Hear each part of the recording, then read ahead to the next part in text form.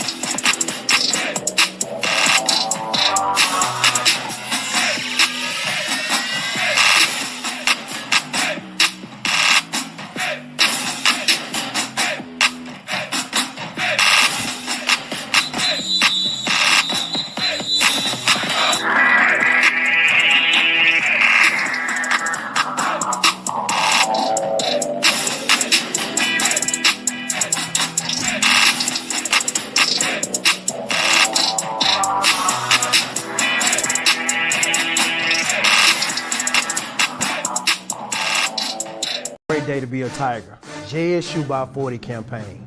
Coach Taylor, I was just thinking, I was sitting in my office and we were talking about Jackson State athletics, the tradition of Jackson State. You played here. What if 50,000 alums gave $40 a month for 12 months? Man, that would be huge. That's money in the bank for athletic program. Let's do this, Coach. I'm challenging all 50,000 alumni of Jackson State University, supporters, fans. Let's give $40 a month to JSU by 40 campaign. 12 months, 12 million, September to August. Let's win championships in the classroom. Let's support Jackson State University. Let's support athletics. And let's make sure our coaches and our student athletes are successful. So again, Coach Taylor and I are challenging you, all 50,000 alums, $40 a month for 12 months to support Jackson State athletics. Go Tigers. Go Tigers. Support the JSU by 40 campaign. Visit gojsutigers.com/JSU by 40.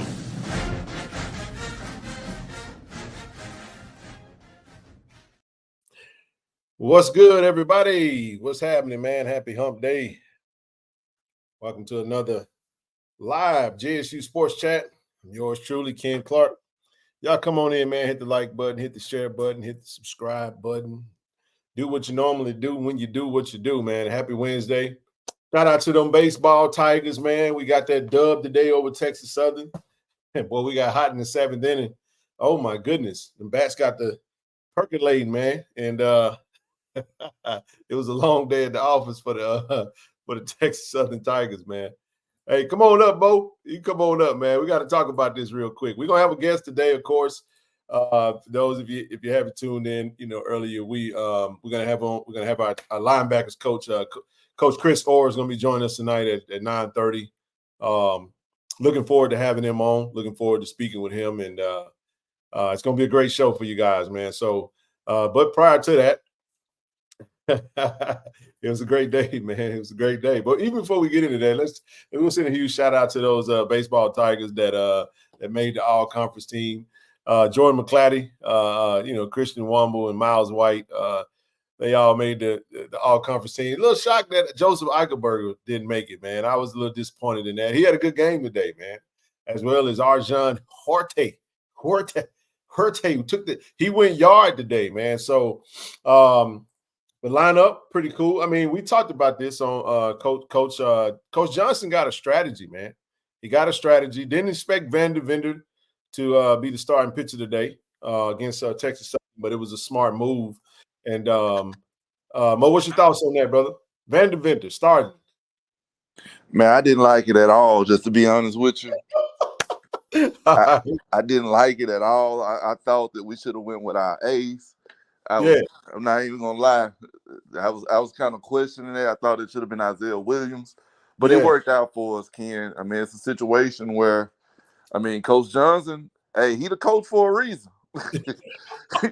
he the coach for a reason. That's right, man. I mean, I was throwing stuff. I was throwing. Hey, against you the were fuming in the chat. I gotta tell him, man. In the chat, y'all, we got a chat going. He wasn't happy at all about that. But hey, Garrett went out there and did his thing, man. He he gave up a couple of runs, but the bats were hot. That's right, Boone. That's right. Mo was pissed. He was. And the thing is, though, let's not forget about Lorenz, number 31. Yeah. He threw some really good innings for us today. Yeah. And that was huge. He saved the bullpen, and Wamba was sitting 94 to 95. Man, Wamba was pitching his way into a draft pick. Hey, I think Wamba is a draft pick, man. Hopefully he get that opportunity.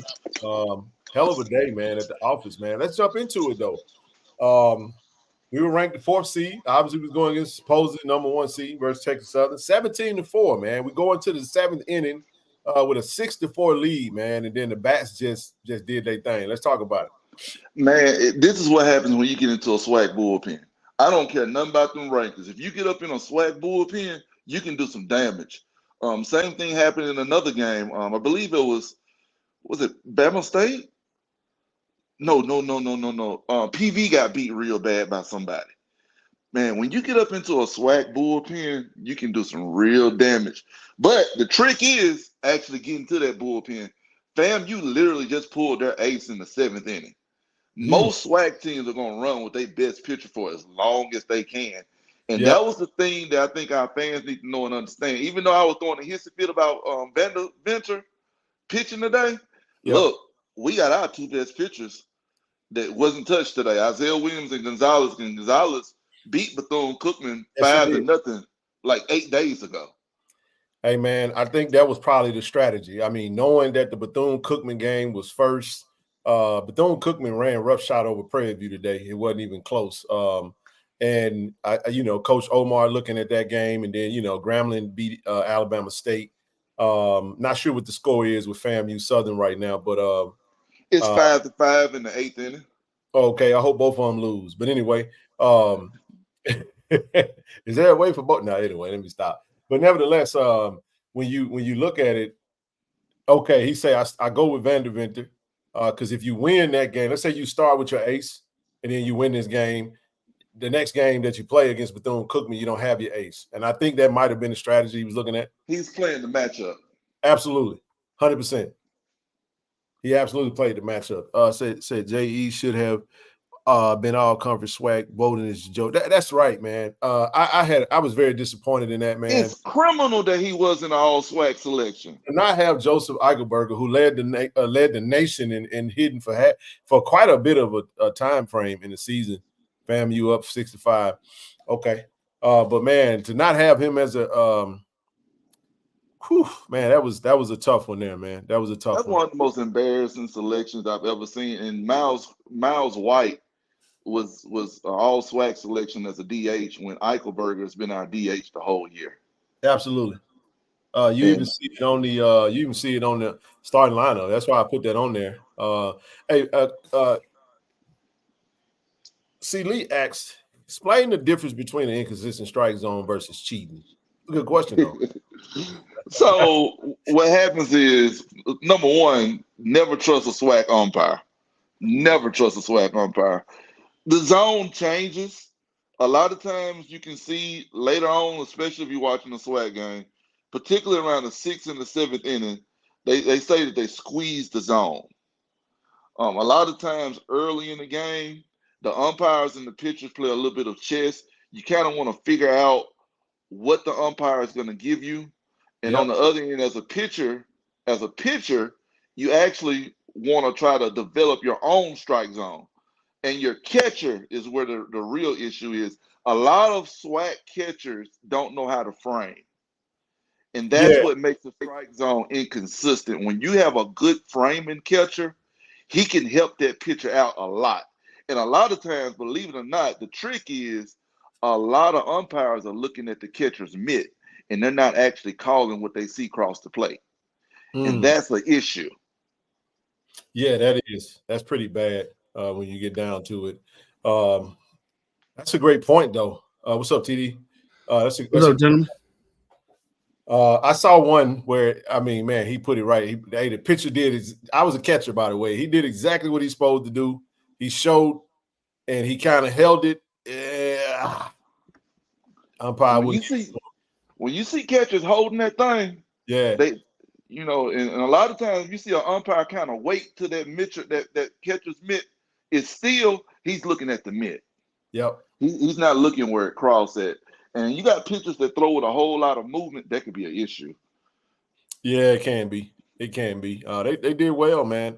Let's talk about that 7th inning. TD, you can jump on in here, man. That was a hell of a game, man. 6-4. Man, we get out of that inning. What was that? What we get at? What was it? Yeah. We scored 11 in that inning. Yep, scored 11 in the 7th. Hey, I think that's the most we ever scored in a SWAC tournament game. Hey, good evening, Mo. Good evening, Tiger Nation. What's up, Ken? What's up, bro? Hey, Mo. So we jumped out to that 5-0 lead. You know what I'm saying?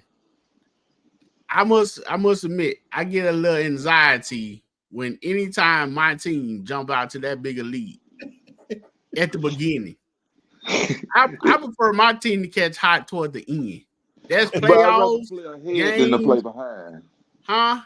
You'd rather play ahead than to play from behind. Right. Well, I agree with y'all. I'm just saying. I know. And then definitely, if you're gonna get ahead, you definitely step on ahead and you just go ahead and get through with it. You know what I'm saying? So I'm like, maintain the lead. But a lot of time, man, if you don't have that killer instinct as a team, you get comfortable with that lead and then you start lacking.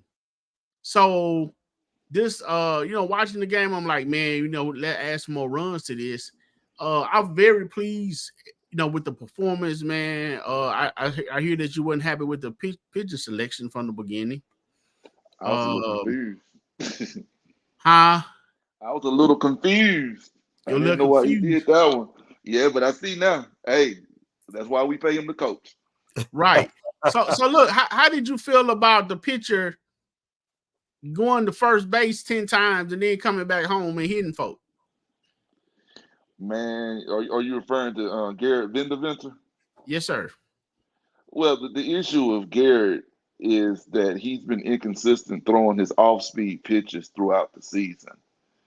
He doesn't throw hard enough to just throw fastballs. And when he can't get that off-speed across the plate, I mean, he's an easy hit. He's easy. You can eliminate a pitch. Anytime a hitter can sit up in that box and I don't have to, I see spin, I'm not going to hit this curveball. I'm not going to swing at this curveball. Okay, I see spin, I'm not going to swing at this changeup. Okay, there's no spin on this pitch. That's a fastball. He ain't throwing by 85 to 88 miles per hour. It's easy to sit on that fastball. Mm-hmm. Anytime hitters are able to eliminate pitches, it's easier for them to hit. The biggest thing about a pitcher and what people don't understand, you want to win the guessing game. He's not winning the guessing game. That's a great point. And Coach Johnson did a great job of managing this game because he didn't hold on to him too long. So do you feel that going to first base that many times kind of took him out his rhythm or whatever rhythm that he was trying to get in? Going to first base don't help you throw strikes. So that's true. You can throw over the first base many times you want. That's not going to change the strike zone. Right. So you got to keep you do want to keep runners honest, and this is the SWAC. People are going to run, so you do want to keep them honest, but at the same time you got to throw strikes, and that's what his issue is. It's not first base. He has to throw strikes. Glad he ate a couple of innings today, but the real hero is Lorenz, and I know he's not going to get much credit for today, but he really helped us big time in this game, and Womble came in and did what Womble does. Be one of the best pitchers in the SWAC. Also, as far as that big inning, shout out to Arjun Huarte. I didn't quite understand his English, but he knocked the hell out of the ball today. What he said was, "We win." Right. Let's keep it going. We got the win. On to the next one. That's I understood that. Yeah, but man, he hit the ball 400 feet today. He gonna mess around and play that himself into a draft. That thing about 410 for sure. That thing was definitely about 410. He missed 30 games this year. He didn't play but maybe 10 games. And here's the funny part: he's a pitcher. He never played in the field for us until this year, and he's a senior. He's a pitcher that throws 94 to 95 miles per hour. He had elbow surgery. He told the coach, like, look, I can play outfield, and it's worked. Wow. Hey, man, I would say this too. As far as the umpires are concerned, I think for the most part, man, they got it right. He called some ball strikes, some strike ball, but I think for the most part, he was consistent in his calls. Plus, I love the replay aspect of it. They got every last one of those replays right. You know what I'm saying? Whether it was Texas Southern or Jackson State. You know, I'm about fair is fair. Yeah, so, I love it. I love that replay system, man. I do. Yeah, man, because that was big in the softball tournament as well. I love that replay system. Good thing they get it right though. Right. And Ken, that first look that you had when first of all, I guess my man wanted to go on to third base. And the outfielder threw it into second base and almost tagged him out. At first look, yeah, he had a really good game too, Mo. Oh, but he's been doing that all year, TD. Yes, sir. That boy bad. Hey, to you, Big John, we got a chance. We just beat them 5-0. I mean, we split in Jackson. I don't think we played that last game. I think we only played 2. I think the weather took that last one. We should have took 2 games when we played them in Daytona. They came back. I think they were down 5 runs and they beat us. In fact, I think we all talked about that. We were up 5 runs and lost one of those games early in the season. And then we dominated them, this 2 weeks ago. He said that team does not look like HBC. No, man, not even the coach. The coach, it's all good. We're gonna play them though. We're gonna beat them. Damn, you looking like sellout, you too. So brother C. Lee saying that he's a little confused on his pitches, what he want to throw there. So he's not, mind hadn't been made up. So yeah, little shaky confidence, and I guess he's trying to, settle his nerves or whatnot. Yeah, if y'all don't forgive me, y'all. I'm over here looking at this game. I'm trying to, Minnesota. I know Minnesota and probably our viewership gonna go up whenever this game is over. 3 minutes to go in the fourth quarter. Minnesota's up 1 over Dallas. Western Conference Finals, man. A lot going on right now, man. A lot going on. So Mo, besides that, what 11-run inning in the 7th, top of the 7th, was it? What other highlight stands out in that game for you?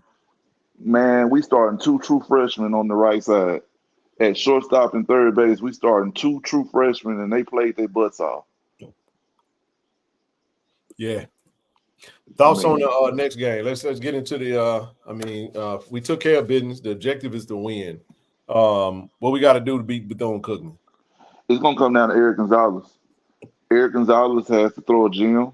Look for Eric Gonzalez to do what we call pitch backwards, meaning that he's gonna throw his curveball a lot of times in fastball counts, and look for him to throw his fastball and a lot of times as an out pitch.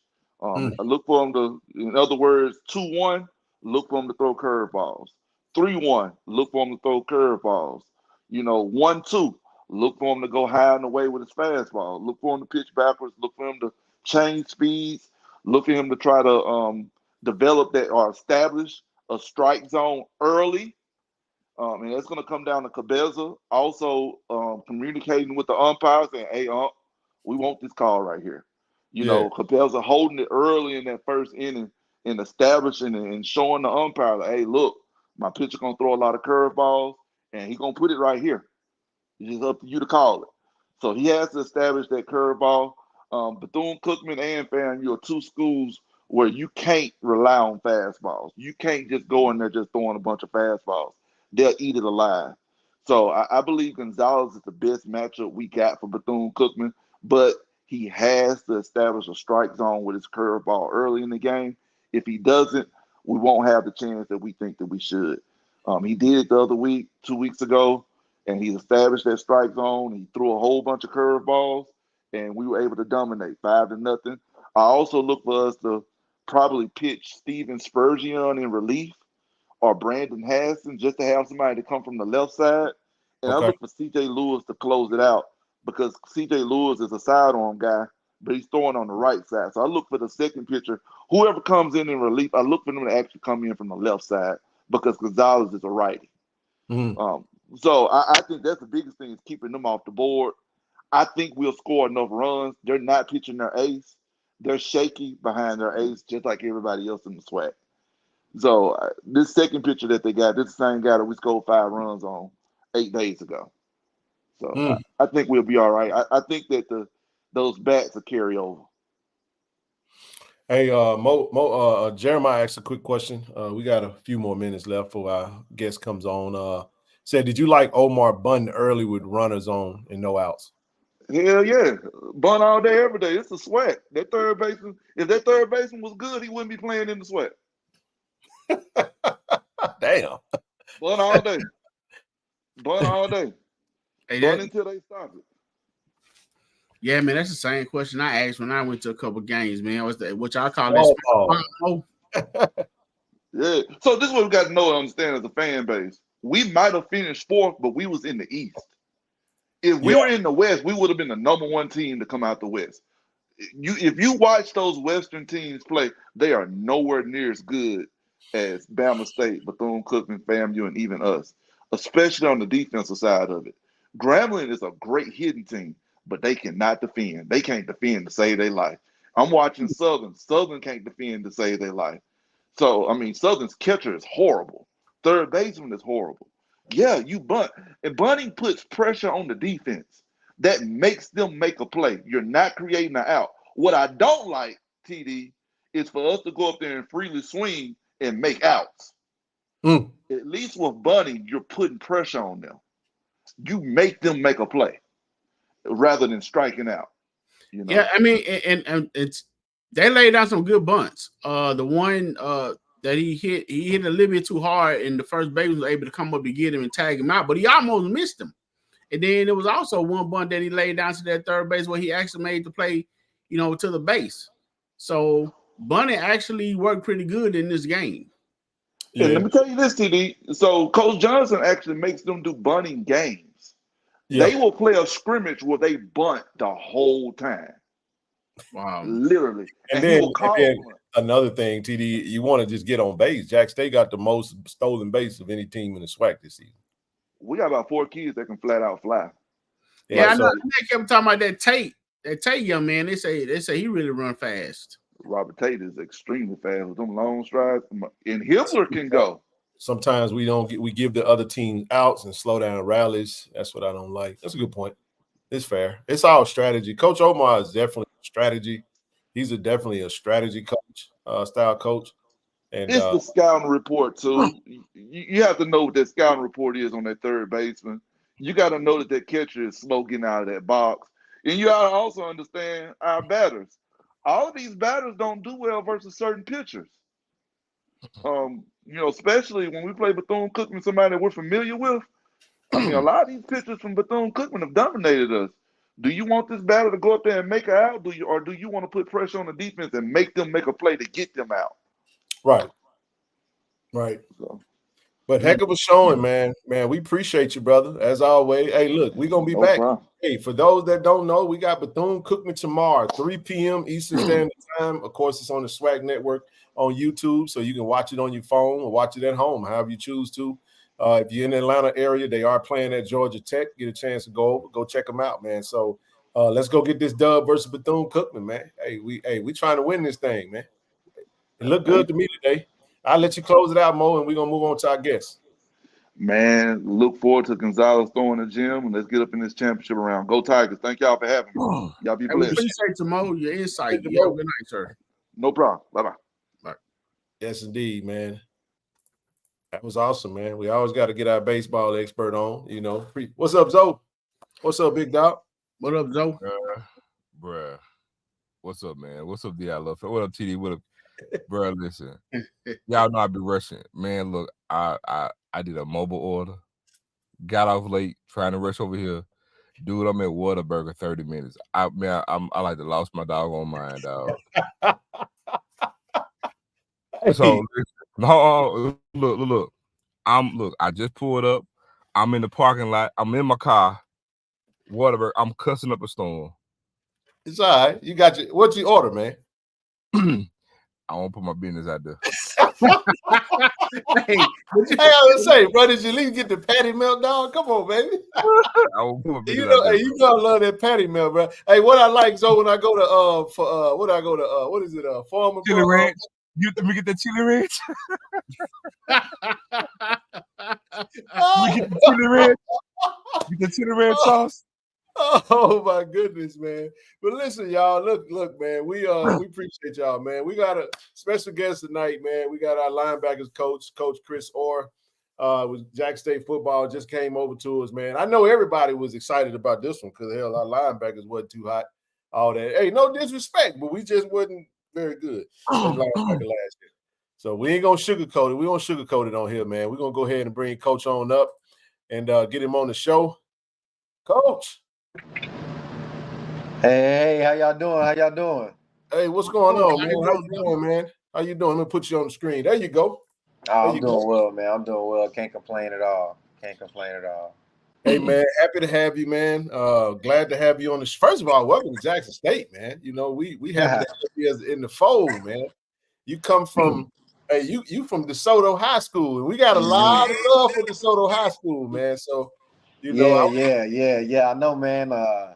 You know, Tyson Alexander. I was just about to go there. A young DeSoto legend, man. Man, look at you doing your research. Playing some ball out here. So yeah, the DeSoto Jackson State pipeline has been there for sure. Oh no, Zo, I think Tyson was your teammate, wasn't it?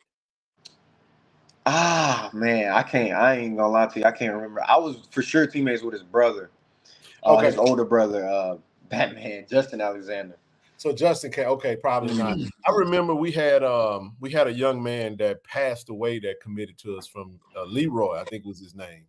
Oh yeah. I forget Leroy. Then of course he was a couple years after me. Evan, we got Evan Henry. That's with us now. Played at DeSoto. Lineman. Hold on. No, man. I'm probably he's probably so much younger than me, man. Hold on. You probably. What about what's the other receiver that transferred out with the Langston? Hansbar. Yeah. Oh, Byron. Well, actually, Brian and Byron. I think Byron is the younger brother, but Brian was the older brother that went to Baylor, right? No, Flip. Oh, Flip. Okay, Byron is the oldest. Okay, Byron the oldest. Okay. I played with Byron for sure. Yeah, I don't know if I played with Brian. Okay, because I'm a couple years older than Byron. Makes sense. That makes sense. Yeah. But anywho, man, we had to get that out of the way, man. Yeah, for sure. So I'll kick it off, man. How has your transition to Jackson State been for you, man? I know we were all excited because let me say it this way. We wasn't sure, what was going to happen. We know that Coach Hammock took a defensive coordinator job at LIU over in I think Long Island, New York. Brings you in, and let's talk about that, man. Let's talk about the Jack State opportunity comes available. Let us know where you were, kind of how that conversation went, and let's talk about how you got to Jack State. Yeah, I was the assistant backers coach at Baylor. And I had just gotten there. I played for Coach Aranda at the University of Wisconsin, and we just stayed connected. It's crazy. It was a full circle moment for me to actually go and work with him because before, when I was coming out for the draft, I went and visited him. It was like when he first got hired there, so I went and visited him. But I was just the assistant backer coach at Baylor, and the opportunity to come to Jackson State became real. It became alive, and I definitely wanted to jump on it, man. I didn't have no second thoughts. Good deal, man. As I stated, we definitely happy to have you, man, in the room, and we'll get more in depth into that. But we'll go to Zoe first, and then we'll go to TD. What you got, Zoe? So my question to you, and man, congratulations on coming to Jack State, man. Definitely looking forward to you being here. What I wanted to ask you was, being that you're from Texas, though you played in the Big Ten, and I have family that played at Purdue as well. My question would be to you was, how familiar were you with not only Jackson State but HBCU ball? I was pretty familiar with HBCU ball. I can't lie to you and say like I was watching it, faithfully. Honestly, I just finished playing myself, so. Yeah. But I had teammates that played HBCU ball. We just talked about Tyson and Brian. Like I've been knowing them since they was young little kids following their career. I know Tyson was having a bright career here, and had a few injuries, but I follow HBCU ball to that point. But also like I know football history. So like if you know football history, you gotta know HBCU football. Right. Prior to getting here, the only connection that I had with Jackson State football was Walter Payton. Like I always knew Walter Payton came from Jackson State. Yeah. Man, actually, when I was younger, man, back in my younger days, when I really wanted to play running back, man, I wanted to be Payton, man. I started calling myself Sweetness and everything, man. It was crazy. Yes, indeed, man. I love old school ball though, man. I was definitely that one that you could find glued to those, those old football documentaries. So yeah, always been about ball for me. Oh, for sure. TD, you got it, baby. All right. Good evening again to you, Coach Orr. As you can see, we all smiles on the screen. I'm pretty sure Tiger Nation smiles, sent across the board because even our diehard, Lady Tigers who know football, man, wasn't very pleased with our linebacker, play on last season. And we're definitely looking for a change. So we're happy to have you here. Coming from DeSoto High School, who has a rich history in winning, and you playing there, actually, like I said, playing the Big Ten, playing for Wisconsin, you had to have the skills and ability to play, which got you on the highest level that you can achieve playing this game of football. How do you plan on taking your knowledge and transitioning and putting it into coaching your players, up to that standard? Right. The same way that I played the game. That's to study. That's to be efficient. That's to find out what's the holes in our defense and how can we fix them. How might somebody try to attack us, and where we can make those hidden plays that people don't necessarily know about, but those little windows. And that's the way that I prepared. Like I was never like the best, the greatest athlete, on the field. But one thing that I always hung my hat on was that I'm going to be the smartest. That's how my dad raised me. Like I'm thoroughly immersed into this game of football. This is my life. So I don't. If you got questions about how the backers might be prepared, man, I just say just be ready to see see the product of our work week one, man, when we play ULM. I can't wait for that. I can't wait. You know what? I'm gonna scale it back a little bit because I think, if we can expand a little bit more on just who you were as a linebacker, like Wisconsin, man. I mean, that's a unique opportunity, man. Wisconsin known for having big running backs, right? Like, I mean? Yeah. RBU. The real RBU. Yeah, man. Jonathan Taylor. I mean, the list goes on and on, man. What's that Wisconsin running back that played for Denver? See, Melvin Gordon. I wanted him to say he's a Denver Bronco fan. Bless his heart. But anyway. Man, I got a story about the Broncos, man. Hey, man. Hey, if it ain't good, hold on to it. We going to it. But no, Coach, I wanted you to talk to us about just your I would just say your senior year. How did that go, and just the preparation for the draft, and then the getting to play at the highest level, because I know you had a chance to play at the Carolina Panthers and beyond. But I wanted you to just kind of give us just a peep under the tent and kind of a visual of kind of how that went for you. We know you played in the UFL as well. Was the USFL at the time, but it's UFL now. UFL, yeah. And we'll get into that. But let's just start there. I know because you're actually still playing age, and now you're transitioning into the coaching field. And I think it's so unique because Zoe and I recently just had a conversation. Coach Carl Lee, 247 Sports, was just talking about how a lot of young African-American coaches are missing that time window to get into coaching because they're pursuing the NFL so aggressively.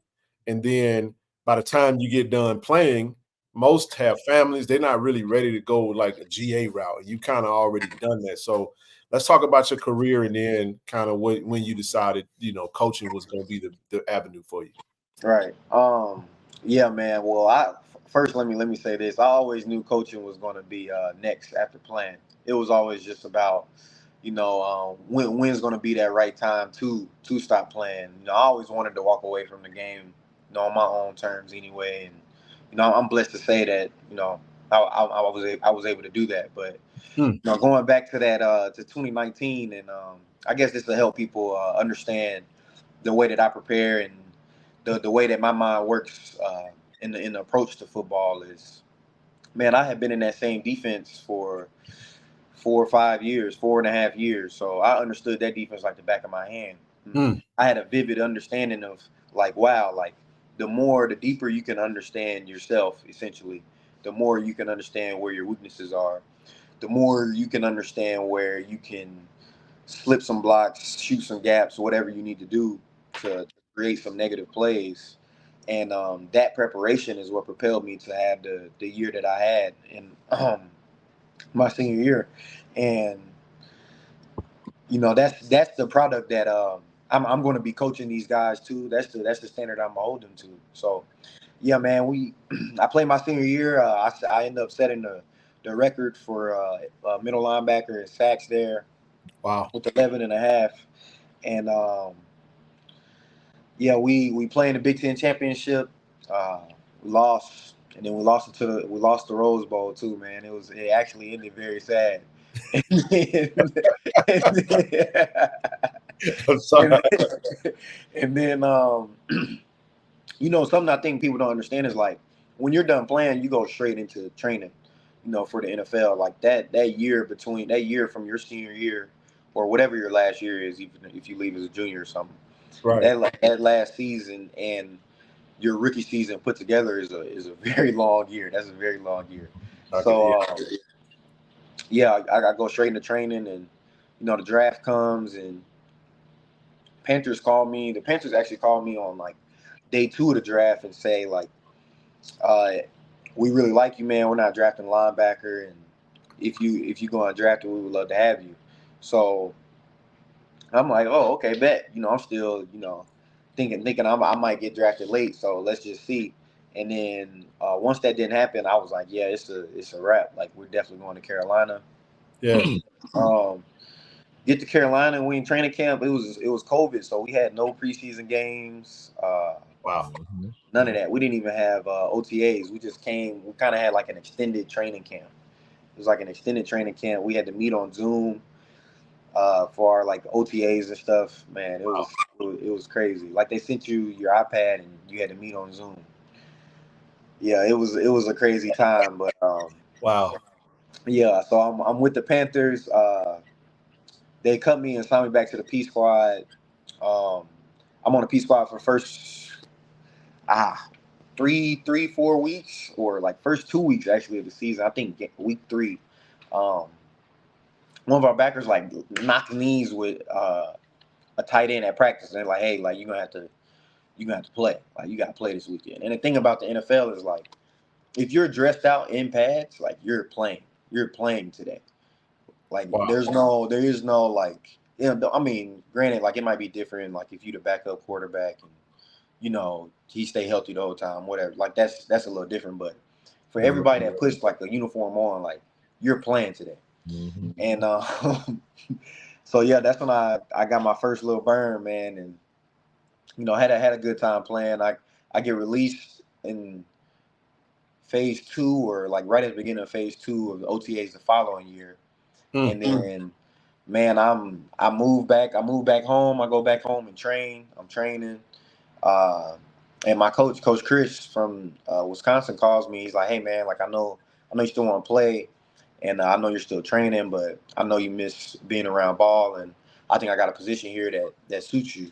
And I went up to become the first director of player development for Wisconsin football, and I did that for like 2 years while still going, and I played in the spring at the USFL for a couple of years and did that as well. And then after this last year's USFL, uh, well, we all got fired. Yeah, we all got fired. But yeah, I wasn't the director of player development anymore. So I'm just at home. I'm training. I'm doing like media and stuff, and helping my brother out. My brother's who was keeping me engaged, man. He was keeping me engaged through like his game plans each week and sending me how he would prepare guys and giving me something to like watch, giving me something to look for, within the game and stuff like that. So that was fun. That was definitely a lot of fun. And so I was calling my coaches around and say, hey man, like I think I'm ready to get into coaching. And yeah, when I called Coach Aranda, he was like, "Oh man, I got a spot here for you. Like, come on down." And I'm like, "All right." And I was still thinking about playing. I was like, I might play. Like, this would be a good little cushion before, having to take a GA spot or something like that. Yeah. And I'm like, all right, let me go do this. And as I'm just prepping, and I went to go spend a couple of days at Baylor, just because I had some time. Then I came back and went back to training, and man, as I'm training, I'm like, man, I'm missing out on a lot of knowledge. With Coach Aranda, it's just a deeper level and a different way of looking at the same scheme that I played in, the same scheme that I know so many people use, and it was just real intriguing. That was something that I always loved about the game of football, was that it had a mental and a physical strain. Like it's not just like two or 22 brutes, running into each other. Like you have to be able to think through it. It's just like a boxing match. Like you have to be able to think on your toes. You have to be able to see these feints coming. You have to know what's real, know what's fake, and that's how you make plays. That's how you get your opportunities. So Right. I had a real thirst for it, and he just kept calling me, man. And I was like, man, maybe that's it. I prayed on it, and it was time to go. So went down to Baylor, and as I'm getting my feet wet into the coaching world at Baylor, I'm having a ball and getting good feedback, and this is some of the happiest times that I've had. I always had this makeup as a player of being a coach on the field. Like I would probably say that was probably my, it's cliche to say, but that was probably my biggest attribute. It's like, man, if you had a question about something, like I could tell you. This was at every level that I was in, man. I always wanted to know why we were playing whatever coverage, why we were in whatever front. Very inquisitive. Yeah, man, it got me in trouble, man. My DCs in high school used to tell me shut up, and so that was fun, man. But at every level that I played at, man, I can guarantee that my teammates have vouched that, man, that man Chris was on his stuff. So good deal, man. That's a lot, man. That's some great stuff. TD, you got something? Yeah, man. So you had Baylor, and you coached there. Well, I think you said for 2 years. How did you end up? No. How long were you at Baylor? I was only at Baylor, man, for a few months. For a few months. Okay. Mm-hmm. Well, 2 years at the Wisconsin player director Yeah. player oh, development. okay. You was there. Yeah, Yeah, I guess the question, you may have said this, but how did you end up on Coach Taylor's radar? Actually through a connection at Baylor, man. Jamar Chaney, the linebackers coach at Baylor. Yep, exactly. Mississippi State linebacker, played for the Eagles. Yep. So I was working with him every day, and he's like, man, I got some folks asking me, they looking for a linebacker coach. You care if I give them your information? I'm like, man, nah. I'm like, go ahead and give it to him. Right. I'm like, you think I'm ready? He's like, yeah. He's like, yeah, man. He's like, what you done showed me, I think you're ready. And I got ready for the interview, and once the interview came, I knew I was prepared, man. I'm passionate about ball, and was eager to show my energy and my excitement, and ready to just pour into the next generation anyway, man. I think there's some layers of football not being taught correctly in today's game. So I Mm. think it's time for some old school ball need to come back, man. I think Yes. yeah, We gotta that's get into what it that. is. Hey, So hey, I know Ken always he's very excited about the coaching staff. He always harp and brag on how young and how intense the coaching staff is. And when you came along, you being a young fiery guy, you know, he Ken just be like, man, the coaching staff is fiery, man. I love it.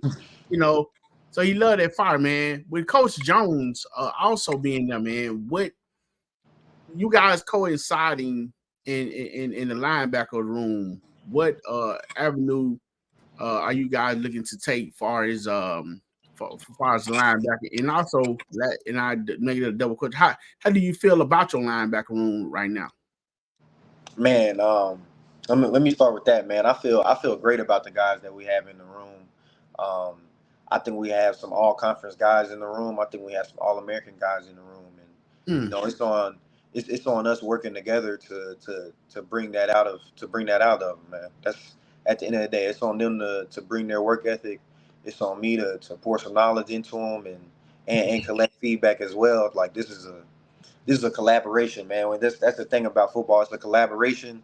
Yes, I'm still your coach. Yes, like you're still like an authoritative relationship, but at the end of the day, like I'm helping you do your job, you helping me do my job. So we got to figure out what works the best for the two of us. There's some things that's non-negotiable, you know, like effort, just doing the right things, man. Little things. There's some things that's non-negotiable, but outside of that, man, like if I want you to do a certain technique, but you get the job done faster or better doing it a different technique, then go ahead. Like that's yeah, that's what it is. So I think I think it's that. I think it's trust. You can't play defense without trust, and then I think it's mindset, man. I think that's what me and Coach Jones have. Like we think the same way. So we feel the exact same way about certain plays. When something look a little funky to to him, it probably looked a little funky to me too. So I'm eager to work with him for sure, and to have somebody that was a big time ball player here at Jackson State on staff. I think that means more, man, because I think that was like a big thing for me at my time at Wisconsin, man. Our staff was full of alums. It was full of yeah, alums that brought passion and fire. Like there was a genuineness to their teaching, and like that's what I understood. That's what I resonated with. That's what I think football is that you genuinely want me to be better. Like you're yeah. not, you know what I mean? Like you genuinely want me to be better. You're honest. You're open. You know, that's what it is. So Well, before my question, one thing I wanted to highlight is, being that you're so young and age that you are, to maybe some people in the outside world, they may want to look at your inexperience as a coach. But the thing that I love about you being here is the fact that, you have all this great experience playing in the Big Ten, but yet your youth is your greatest asset to me. The fact that not only can you coach these guys up, but your youth and your age, you can actually show them you want done. That's the beautiful thing I love about this. And again, it's like, hey, you're not doing something in the manner that I want. Let me show you what I want. So I want to transition after saying it to pretty much asking, in your room, what exactly is it that you want out of the room from an individual, talent standpoint, from whether it's the inside guys to the outside guys, like, what is it that you want to put on the field at the linebacker room?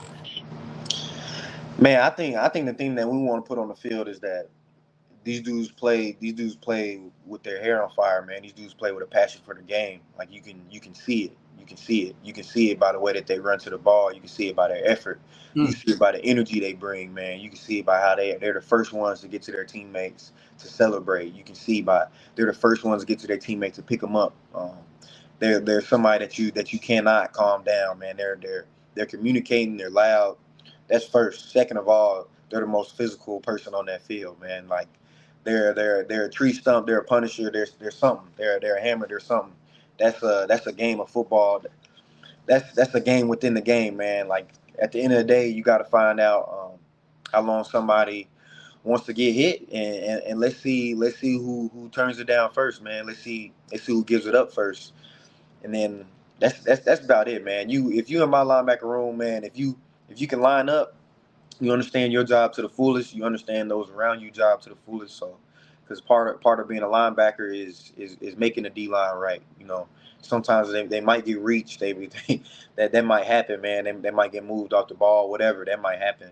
It's your job to fix it and make it right. You know, that's the job of the backer. So you need to understand your job and those around you job. And then when you get to the ball, like we need to hear it. We need to hear it. We need to know about it. When you're engaging with the lineman, we need to hear it. We like people need to know about it. You know, there's gonna be times to use your athleticism too, but you know, a lot of it is you biting down on your mouthpiece and and doing what you need to do, and not taking the easy road, man. So that's what you're gonna see from our linebacker room. That's good stuff. Quick question, man. The Orr name is is a rich name in the actually, I guess, the coaching ranks now. Your brother. Let's talk about your brother, man. Just being named as a defensive coordinator, the Baltimore Ravens, right? Yes, sir. Yes, I sir. want to know if you related to what's his name, Michael Orr. I'm Michael like, Orr. Yeah, yeah. are you related to Michael Orr by any chance? Yeah. I always tell people I'm like nah, but I did have a brother that played for the Ravens, and, and just watch how I messed him up even more. But yeah, man, my brother just got named as the DC for the Baltimore Ravens. You know, it's been so amazing to see his journey, see his testimony. He was a player, you know, just like us all. At the end of the day, we all wanted to be players. He was a player, undrafted, ended up becoming an All-Pro in his third year. Got an injury, found out he had a condition in his neck, and started coaching, man, and just been putting his head down, grinding, and got the opportunity a couple years ago to go to Jacksonville, be the outside linebackers coach, and then came back to Baltimore last year as the inside backer coach, and now he's the DC, man. So at the end of the day, we some guys that's passionate about ball, that not only have some knowledge that we're eager to share, but also have a mindset about how we view the game, how we view the game should be played. There's one speed that the game is played at, and also still hungry for knowledge. We still thirst for knowledge. You know, that's something that I've seen any and every any and every successful coach or a coach that I try to emulate. That's something that they've all had, man. They've all had a never-ending thirst for knowledge, and that's something that I'm bringing too. Well, I tell you what, man, I definitely want to harp on the fact that he made that transition so quickly, because again, you know, John Harbaugh's the head coach of the Ravens, and for him to make the transition, you know, on a meteoric rise from outside backer coach to DC says a lot to his know-how, his coaching acumen, and as well as what he's shown in his short time as a coach, you know what I'm saying, at Baltimore. So that speaks a lot about him and how they view him, for him to make that jump that quick of the DC, man. So kudos to him. Absolutely. Yeah. I think him playing helps too. Like I'm a firm believer that you find out a lot about a person if you put their football film on, man. It doesn't matter the level, and it's not even about the talent. It's just about the way you play the game. Like I'll know a little bit about your character from there. So you know, that's half the battle. For sure. Hey, coach, do you prefer a specific front? What type of defense do you prefer to run? Do you like 4-3? Do you like 3-4? Do you like blitzing? You know, you like, what type of defense do you like to run? A front that you like to run on your defense, as far as the linebacker coach? Yeah, me personally, I like to run whatever front is going to give us the best chance to stop the run and hit your quarterback. That's the front I like to run. So that's any and all of them, man. You know, like it's going to look different on different plays. You know, I believe in a multiple front defense. I don't believe there is one front that you like bang your head on and say like we're not getting out of this. There is some that you're probably more comfortable to, that you recruit to, that you're like out of the two, this one I might favor more. But at the end of the day, you're gonna get in them all, man. There's some fronts that there's some runs that three down fronts are better for, and some runs that four down fronts are better for. So we got to be able to get it in and out them things, man. So I believe in them all. But no, I view football as simple as stop the run and hit your quarterback, and I think you playing some good defense if you do that. Are you a blitz type of guy? Oh yeah. I believe in blitzing, man. I believe in bringing pressure. I believe in I believe in it all, man. Like I said, stop the run, hit your quarterback, because hitting your quarterback is going to lead to a lot of other things, man. It's going to lead to those turnovers. It's going to lead to hasty decisions. So we playing good ball, and if we stop in the run, we done made you one dimensional. We done got you behind the chains a few times, and we're helping out our offense. We're doing our part. Hey, well, coach, if you're a blitzing guy, you definitely want a strong front, man, because as a former offensive line, you come through the blitzing and you don't have nobody to protect you, man. I get you in that hole. You got to worry about getting to the quarterback, man. We're going to add a little razzle dazzle. We're going to add a little razzle dazzle now. We ain't just going to run with our head down through that gap. Okay. We'll see a little sauce when we get to you, too. Okay. That's what they want to hear. That's what we want to hear, man. Oh yeah. We're not gonna be any blocking magnets, man. We're going to go make the play. At the end of the day. So, Coach, I know you're getting in and getting acclimated. We saw some good depth coming in. Really, some good pieces at linebacker, man. Not just linebacker, but the coaches have done a stellar job, I think, of just adding talent at every position, the DB position, the D line for sure. And TD mentioned something about my thoughts on the staff. Coach Quinn being on the previous staff, taking over as defensive coordinator, and just having more of an aggressive style. But looking at the talent that's in the entire defensive room, what's your mindset like? Without revealing too much, your conversations with the D coordinator, Coach Quinn, and just the coaching staff on the defensive side in general, just kind of how you feel as far as your assessment about the approach you guys plan on taking. Because the guys are about to report next week. It's about to be summer camp, and then man, we a couple months away from having to go to ULM. So let's talk about I guess just mindset with the guys, the overall defense that you have in the room. And just kind of speak to that. I think it's the same mindset that I just hit on, man. Like we feel like we have a really good front. We feel like we have a talented defense through and through, man. And it's going to do nothing but bring the best out of us all, man. That's all competition does. It's going to help us find the best 11 to get on the field, the best packages to work in, and hopefully we have more than 11. That's the thing that people don't understand, man. Not everybody can run out there snap one, but I don't know a single defensive coordinator that wouldn't love to have 22 or 28 that you can put in at any time and you couldn't tell who's in or who's out. So I think if we're able to have a good batch and able to rotate, man, we'll be able to be playing some nasty defense, for all 4 quarters, keep guys fresh. Keep injuries at bay, as much as we can. We still playing a violent sport, so that's going to happen. But keep them at bay as much as we can by rotating, man. That helps out a lot.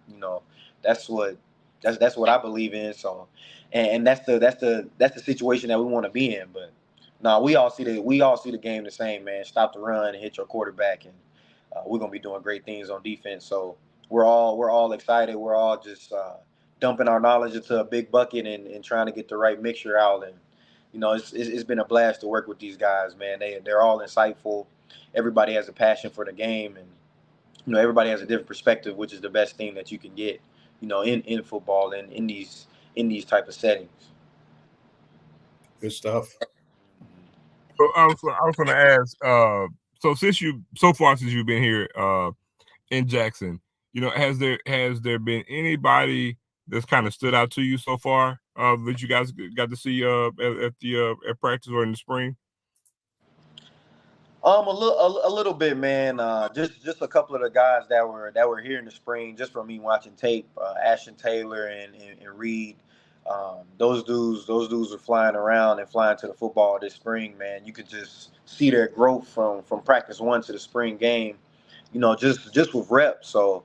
It's my job to add my knowledge now and fix their game however I need But also, man, all the guys that we have coming in, I think they all can go, man. I think they all can play multiple positions, which will do nothing but help them have a better understanding of the game and fix some weak spots or find a new strong suit, man. Like I think that's an issue sometimes that happens throughout guys' careers. Like you put a guy in a box instead of moving them around and putting more on their plate and telling them like, yeah, man, if you can learn the left linebacker, you can learn the right, man, and like that'll help you anyway. It'll help you get the final picture. It'll help you understand why we need you to drop here. We need you to fit here. Like we need you to do this in order for this puzzle piece of a play to come together. So I'm excited about all of them, man, and I can't wait to work with all these guys, man. I think they all bring something different to the table, but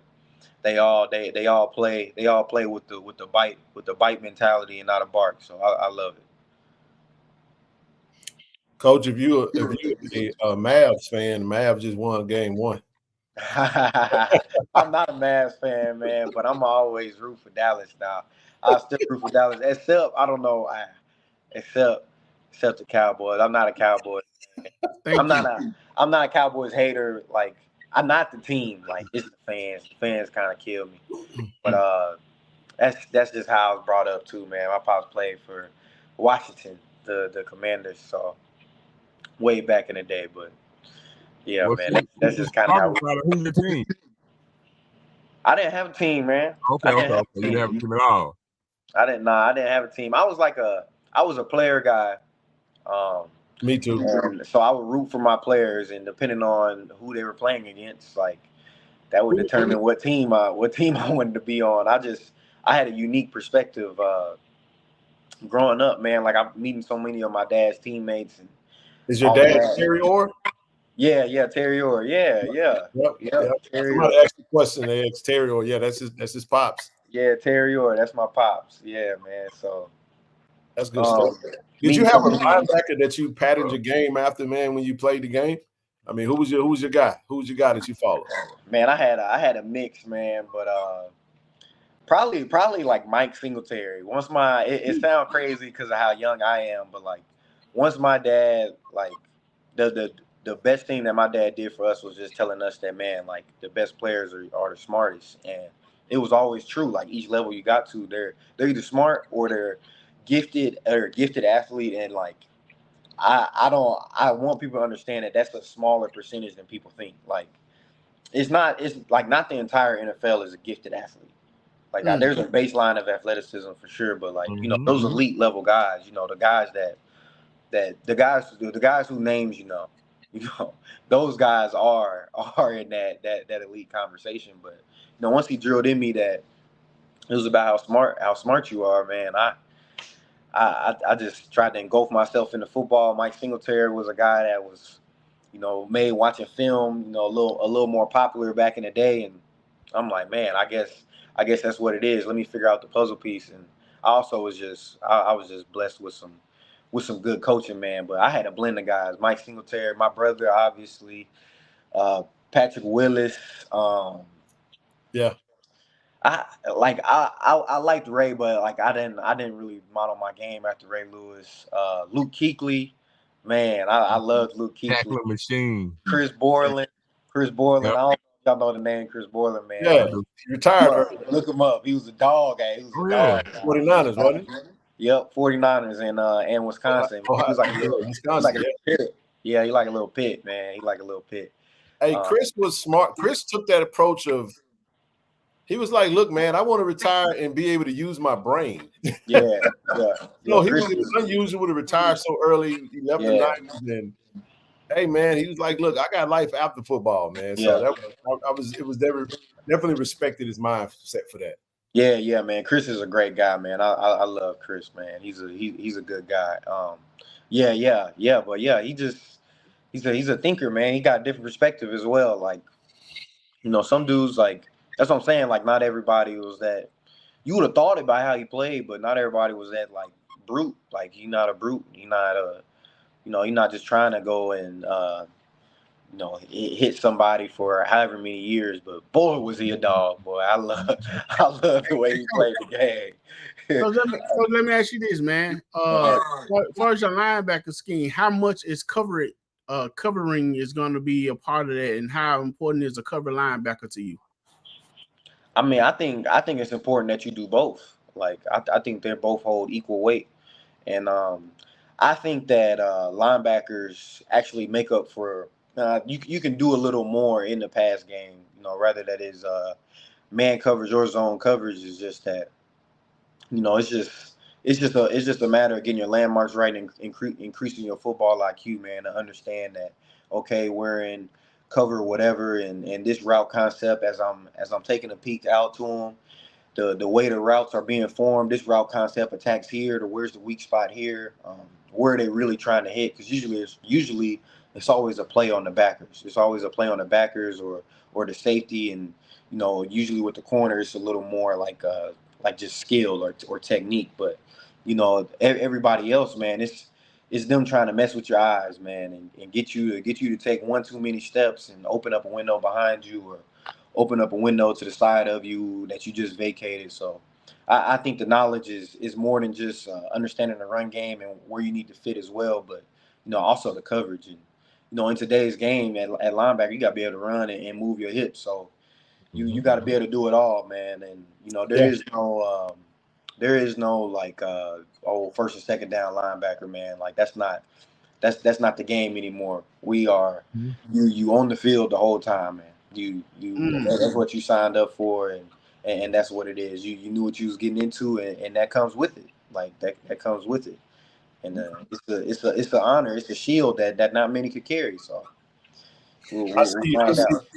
I see a lot of changes in the I guess the size of the linebackers. They're kind of going more with this hybrid look. In the NFL, you're seeing more smaller linebackers that are built like safeties, and kind of like it. We can use Marquise Bell since he's a HBCU guy, Roquan Smith. A lot of versatile guys that are seemingly in the old school way probably would be a safety, a strong safety somewhat, but you're seeing some of those guys transition to like the linebacker position in the game. But that I just wanted to mention that. That ain't my question. My question is this: I want to get back to the coach the college game. You finished in 19, and something that was in place. That's in place now. The college football has changed tremendously now. You got this NIL era. Talk about your thoughts on that. You played in Wisconsin. Now, what is it, 2020, 2021, they roll out NIL is the law has passed. And now you got student athletes, are able to make money with their name, image, and likeness. What's your thoughts on kind of the NIL free fall, I guess you can say, that's happening right now in college? Man, wish I was born a few years later. That's my first thought. Nah, I'm just playing. But man, I was an advocate for NIL, man. Even when I was a player, I knew I wasn't getting it. Like in my senior year, I was advocating for it because before the thought was like, oh, like we got to make y'all employees, and I'm like, if you make us employees, then you're gonna really realize like your scholarship doesn't like line up with the hours that we actually work, like, and then that workers' comp is gonna be. I'm like, that's more issues for the university than just saying I'm gonna cut you a check. Like that's way more issues for the university. Like, man, like you had this nagging injury, even something as small as like, oh, he rolled his ankle bad and it's been nagging him since college, and you never fixed it or whatever. Like that can come back on you. So that was my thought. I was like, it protects the university, and the NCAA can now like wipe their hands with it, and it can be it's you set your own market. Like it's not like somebody's cutting you a deal. That was my opinion on it at first. I know it's different now, but I think people are just seeing how much money's in college football. I guess I don't have an issue with it, man. I think it's just preparing you for the NFL faster. Like I think that it's going to slowly start turning more and more into the NFL. I hope that the coldness at times of the NFL doesn't like creep in. Like I hope nothing like that is happening because, at the end of the day, like this is what's setting you up for life. I think we've lost sight of like the 40 the 40-year decision and not 4-year decision.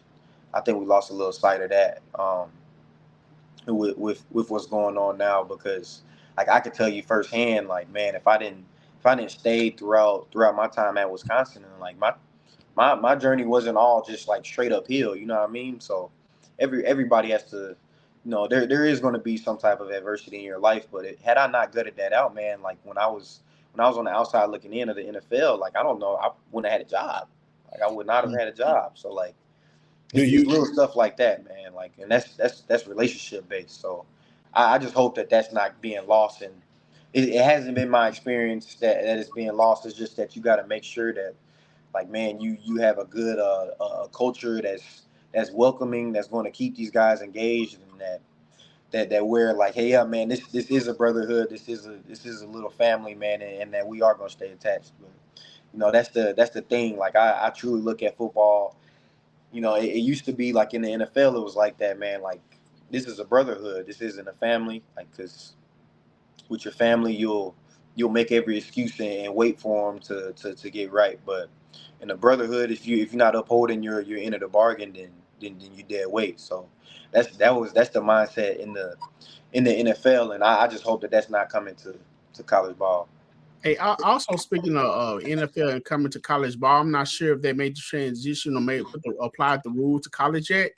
But Ken, we spoke on a few shows ago about this new rule about tackling from behind, that you're not able to. And I know that's a key.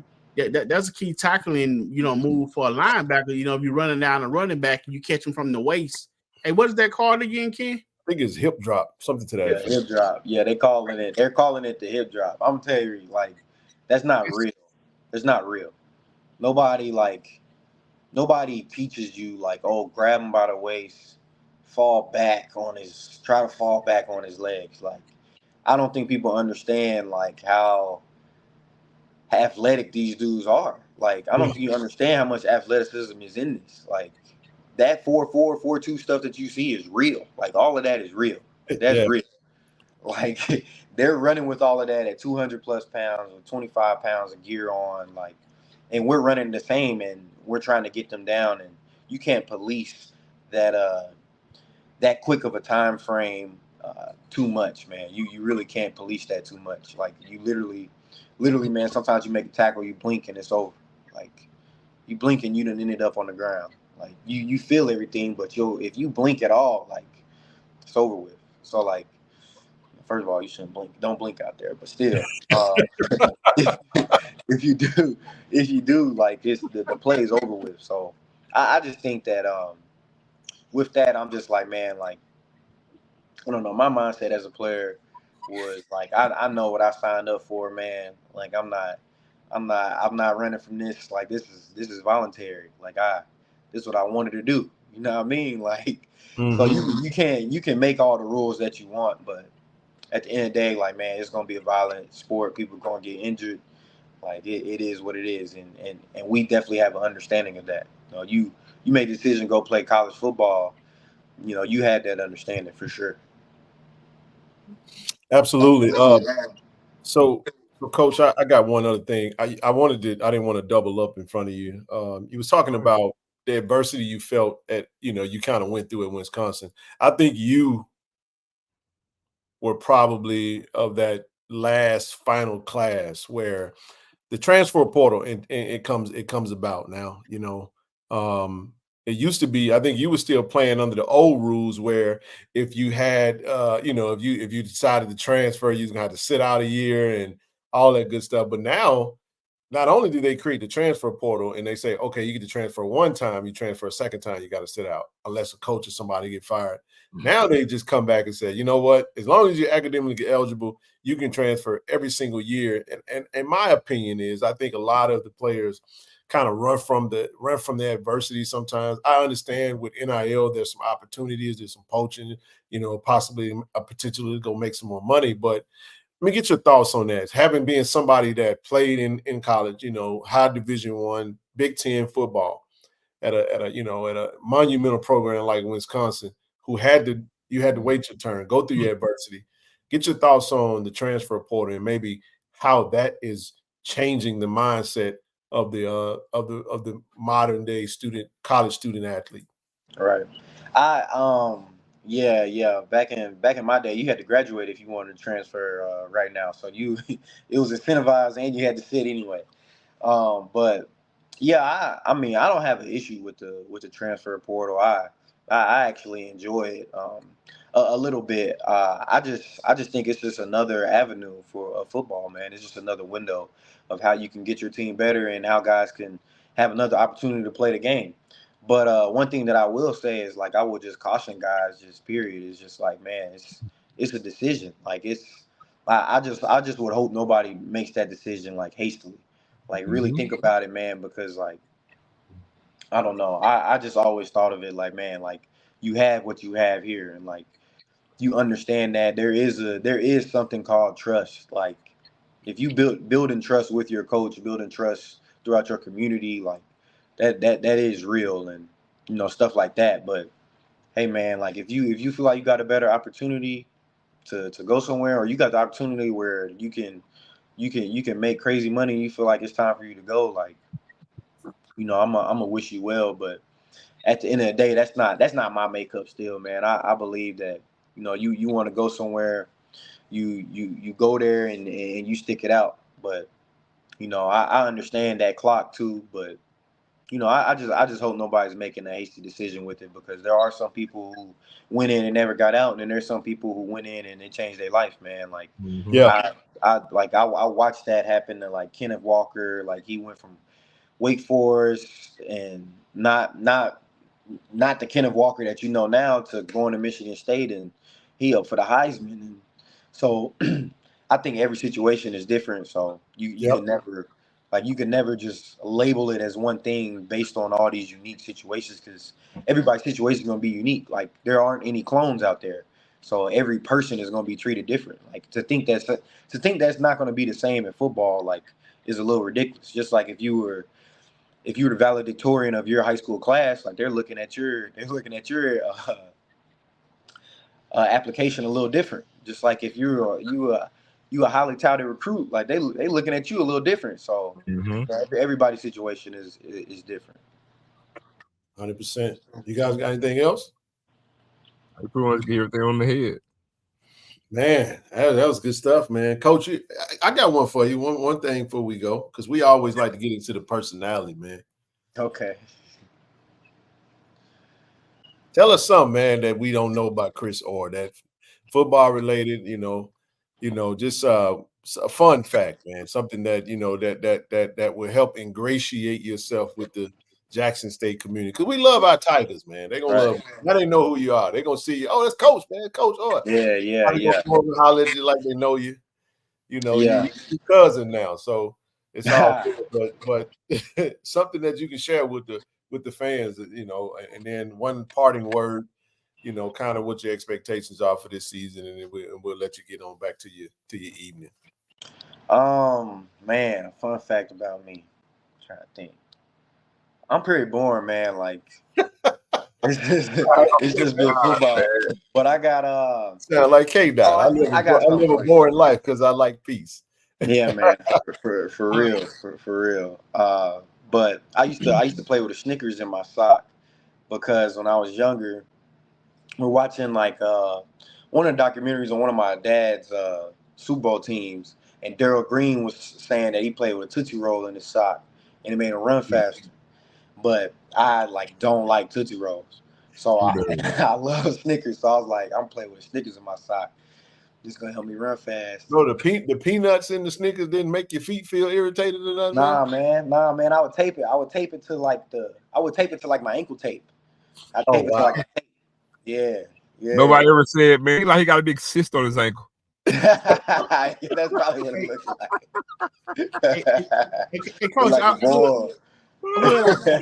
would like to ask this.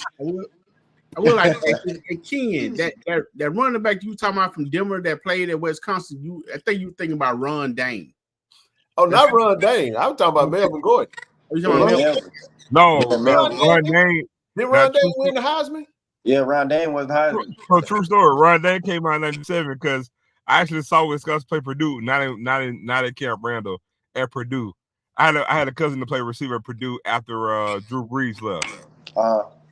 Yeah. No, well, during Drew Brees towards last year.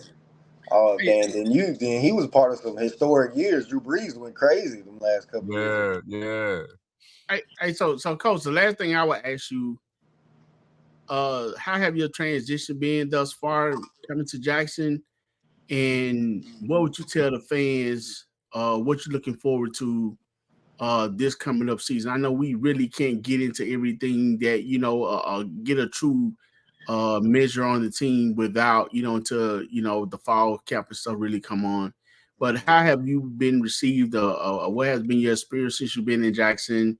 Whether with the fans, experience with the vet being on campus, because Tiger Nation show love.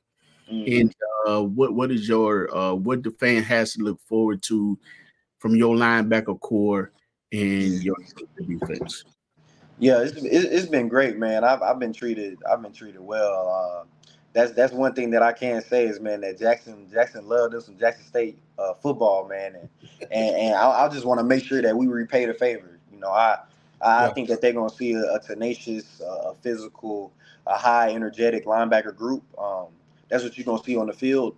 It's gonna be easy to spot when it's a backer out there, man, because he'll be the one that's the most turned up, man. He's gonna be the one that's responsible for those booms. He's gonna be the one that's keeping the core of the play together, man. So, that's what they'll see from me and from our group. And what I'm most excited for, man, is just to repay y'all, man. There is a passion, there's a burning passion for Jackson State football, and there's a warm embrace when you're mentioned in the same breath as Jackson State football, or you're attached to Jackson State football. Jackson puts his arms around you. So, I'm just eager to pay that back with some winning football. That's it. Some good ball, some good old fashioned ball. There we Well, go. I actually saw since you mentioned the fans and the fanfare, I actually did see you got a chance to go to the vet, right? The vet. Oh yeah. Okay. So I was gonna ask you. So you mentioned the fans. Has anybody actually gave you a brief synopsis of like what the fanfare was like with regards to the football game in the stadium? Because being that you came in the Big Ten, I know a lot of times coaches from Power 5, when they come down to HBCU ball or even FCS level, they think of a regression when it comes to like fanfare, mystique, and game ambiance and things of that nature. And then it's like they come to JSU and it's like, oh, it's not that much of a difference, you know what I'm saying? With the with the stadium and the fanfare. You hadn't got to a game just yet, but I was just trying to see if anybody actually got a hold to you or got in your ear and like gave you an idea of what it was like on game day or what JSU football was like. Oh yeah. Nah. They told me it was rowdy, man, and that's what I love. That's what I love. I hope that's gonna give me the energy. That's gonna give me energy, and that energy gonna go into the players. So I want them to bring as much energy as possible. But yeah, I know exactly what you're saying, and I don't have that mindset, man. I think you can feel passion in football if it's 100,000 or 10,000 or 10 in there, man. I think you can feel passion, and that's something that you can see even on tape. When we're watching film, of last year, you can see the passion from the fans show up on tape. So I'm excited for it, man. Get this thing winning, get this thing rocking, and hopefully the vet hold up with all the celebrating we'll be doing, man. I love it, man. I love it, Coach. We appreciate you, man. Two things, and we let you go just on the way out. Doc Holliday asked, did you ever lose the Battle of Beltline?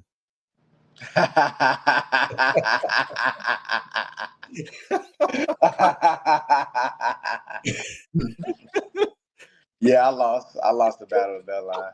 I got a feeling that's a high. I never lost the Battle of Beltline at Cedar Hill. I never lost the Battle of Beltline out there though. That must be one of them. I was undefeated in that stadium. So is that got something to do with Oak Cliff? Nah, that's DeSoto, man. That's DeSoto, versus no. That's DeSoto Cedar Hill. Cedar Hill. Okay. That's DeSoto Cedar Hill, man. I knew what Beltline was. I had to put the teams together. Okay. Yeah, man. They got this saying like TTHL, like tell them horns they lost, something like that, man. We don't Yeah, man. Cedar Hill. There's some good ball out there, though.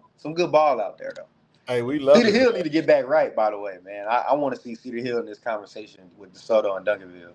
Oh, so they fell off. Okay, then. Yeah, a little bit slight. It's just a light dip because their coach.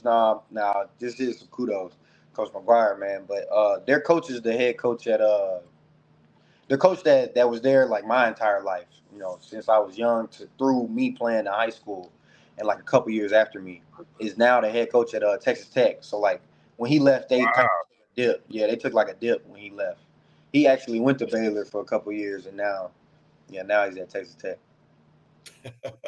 Yeah. Good deal. Yeah, Doc's over there in Dallas. He's an alum, so Okay. he's being messy, man. But Coach, man, I know he is. We definitely appreciate you, man. He said Longhorn, baby. Hey man, we look forward to seeing you, Coach. We'll definitely connect with you again. I know you guys got to get in and get situated, but you'll see us out at some practices, man. We'll definitely dap it up, man, and we definitely appreciate you coming on, man. And all the best to you. Feel free to come back on anytime. If you need anything, let us know. Again, Coach Orr, linebackers coach, Jack State, y'all. We appreciate you, man. Yeah, man. Appreciate y'all. Coach. Good luck to you. Appreciate y'all. Guard the yard. Yes, sir. There it is, man. Good stuff, man. Good stuff from Coach. Got a couple of things I do want to get into while we still got you guys. We touched on the baseball, but man, great interview, man. Great questions. Hey man, we got another commitment. We got to big this up because we got Coach. Man, my goodness, we got Coach Margaret Richards. She gave me a call today. Yeah, she did. Actually gave me a call. Shout out to Coach Richards, man. We chopped it up. She got a recruit that we trying to reel in, man. We trying to do what we can do. But so far we got Memphis. Hey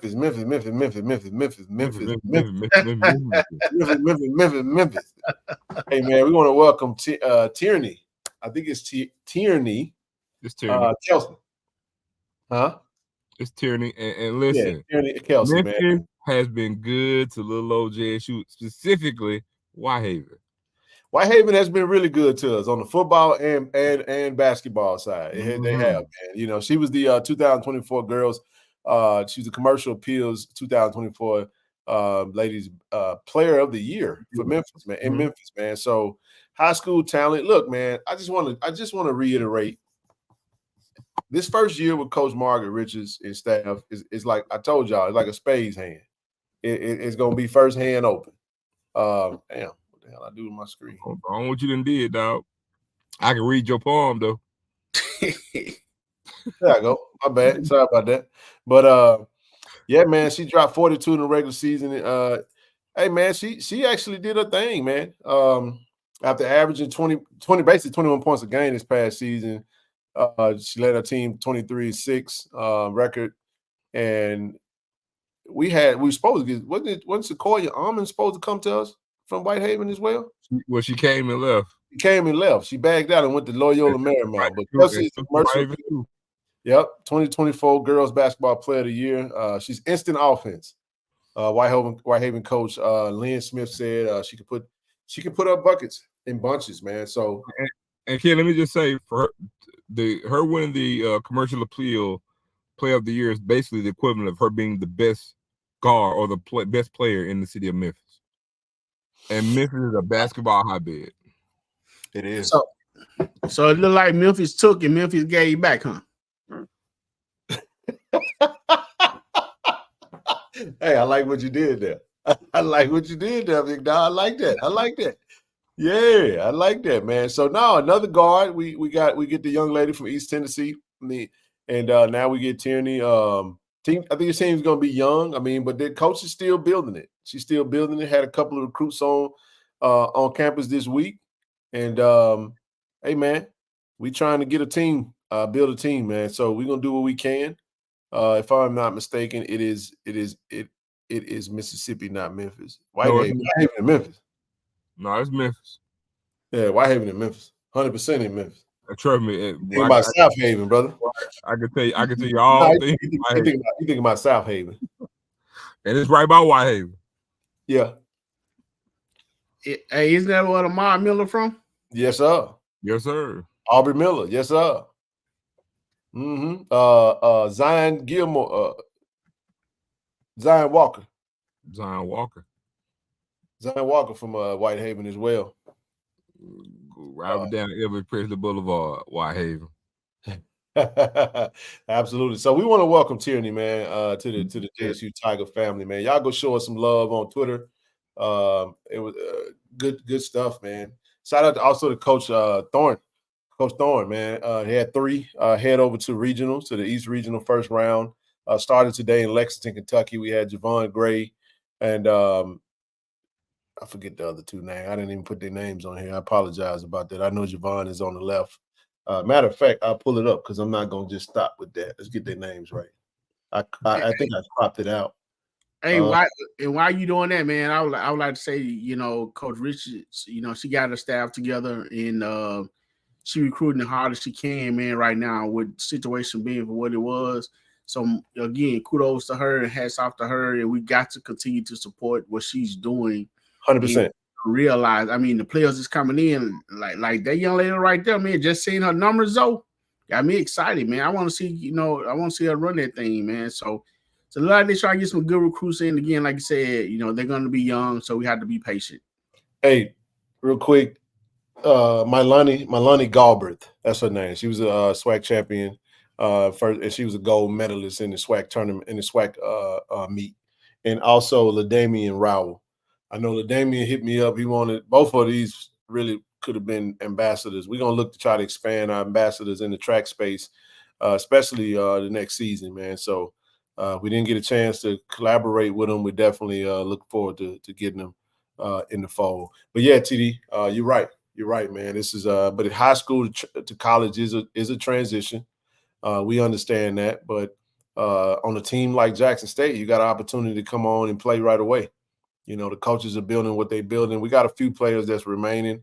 From last I checked, it was Ariana Hunter. I want to say Jaleel Hickman and Brinkley, from my understanding, unless something changes. So we're building it up, man, the best that we can. We got to support, as you stated, and we will support. First hand open. You know what I'm saying? And we run a wheel, but we're not counting books. We got to give her time. We got a big. I got on the call today. I got to say it because it is what it is. Recruiting is a funny thing. So one of the young ladies that was supposed to come see us, come visit us. You take a wild guess as to where she going now. Where's she going? I ain't got to know that wild guess. Somebody intercepted the path, and recruiting is what it is. So we trying to make her a KC-1400 brand ambassador. We doing what we can to get her. She a big, man. You know what I'm saying? A big and a big time double getter, on the 6'3" side. And she needs some post players. So one of the players that we was recruiting committed to Marshall. And they just got to keep hunting. And the coaches are on they when I say they are recruiting, I mean that's all they do all day, every day. Make calls and try to get these young ladies to campus and try to sell them on the program. So just give them time. Not saying that she's committing. I think she's going to take a visit to over there, and we're going to do our part to try to get her in the fold, man. So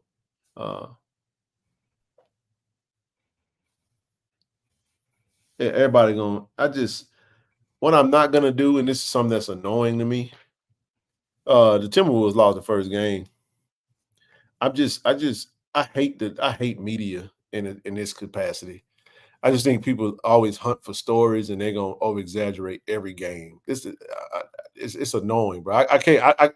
During this time of the year, I cannot watch any sports media because everything is emotional exaggeration. But anyway, let's keep it moving. Shout out to all of the student athletes, man, at Jackson State, man, for the academic achievements throughout the spring. So we received a 3.17 spring term GPA and a overall 23-24 3.21. Man, that's outstanding, man. We had 183 students, athletes above a 3.0, 3.63 for the women's bowling team, which was the highest. Men's tennis had 3.60. Women's softball 3.45. Women's soccer, 3.39. We had 26 student athletes with a 4.0, and we had 51 student athletes to graduate in this spring. So absolute, just outstanding job, man. We've been leading the pack when it comes to the academic achievements. The word student athlete is what it is, and that's just how that goes. So Ken, Rick Carr blew that. Rick Carlisle was yesterday. I don't know. I ain't talking about yesterday. I'm talking about tonight. But anyway, I'm good on that, man. I'm not gonna look at. I hate Sports Center and all that other stuff because it just. I miss the days of the Stuart Scotts and all that type stuff, man. Yeah, I don't even watch it no more, man. I don't even know when it come on. None of it no more. I just can't because it's just too. It said the Clarion Ledger don't report this. Nah, you know. Outstanding job to all the student athletes out there for getting their work done, man. And thoughts on this before we move on, y'all? Yeah, man. I actually, you know me, I gotta take things as go. I want to say this. Well, awesome job by the coaches, you know, and by the student athletes staying focused, and definitely by the parents. You know, hope this be a lesson to our student athletes. You know, say to pay more attention to their books and their work. You know, along with everything else, stay focused on it. The numbers look good. So congratulations to each and every one of the student athlete, and hopefully they be successful out in the world, something other than sports with these type of grades. Look like they on the right path. So congratulations to them. We're proud of them. And if we win the way we win and Ken and Zoe, with the student athlete being having the grade point average that they having, man, then something is being done right, man. God is shining up on us. So keep up the good work. Got that right. Celie said, my pop said, if you got to have somebody tell you about the game, you're probably too stupid to watch the game, which is why I don't watch the games. I like what your pop said. I can't watch it, man. I just refuse to. I don't want to do it. Everybody, you know, I just don't understand. Look, this is what annoys me. I got to say it. People make too much to do about it. It's a 7-game series, right? Ant said he was looking forward to guarding Kyrie. Everybody like, oh man, he got his wish. Kyrie went off and said Kyrie is pumped up. So that's going to be the big story now. Oh, he went and asked for this. It's like, dude, it's one game. He was like, man, I'm excited about it, man. It's going to be fun. It's a young man that's got a good attitude about the game, and it's like people love to try to take it and just take it in the wrong space. It's competition. He's a fun dude, man. So anywho, I just thought I'd say that. But anyway, let's move on, man. Anyway, we got that money, by the way, too, man. $23 million. Excited about that. I did reach out to the I did make that phone call to the president's office today. Kyrie had 4 points and say, exactly. They was talking this anyway, man. I ain't worried about it. Luka went off in the fourth quarter, but that's why they lost. And they really missed shots too, because Luka had 15 of the 33 in the fourth. So good game for him. But listen, man, excited about this, happy about this for us. I did leave a message today. We will get President Thompson on whenever his schedule allows it. I'm excited about that because I think that's going to be an interview everybody will be looking forward to. And hopefully he'll come on the show and we can do some great things. Let's get into the camp schedule. Coach Mo Williams, obviously. Look, before I even get into the camp, hey, if you don't have your tickets yet, make sure you go get your tickets. We're still selling season tickets. Get your damn season tickets, y'all. Get your season tickets. Let me just tell y'all early. Get your damn tickets, man. Absolutely, man. But Coach Mo Williams starts his camps in a couple of weeks. June the 12th, he got a team camp in the 17th through the 18th. He got the elite camp between the 9th and the 12th graders. Coach TC got his camps. Listen, ladies, if you haven't signed up, hey, man, hit that. Make sure y'all drop that link in the chat again. If you haven't, man, sign up for the women's clinic. Looking to get that number up, man. Looking for some more registration, attendees to get registered. So let's make that happen, man. Let's make it happen. And then you got the youth and cheer camp on the 20th. And then you got all the opportunities in July for anyone that has kids, young ladies that are playing volleyball. The 8th and 9th of July, they're going to have a middle school session and a junior varsity session. Only $60 per session. It's a great opportunity for them. And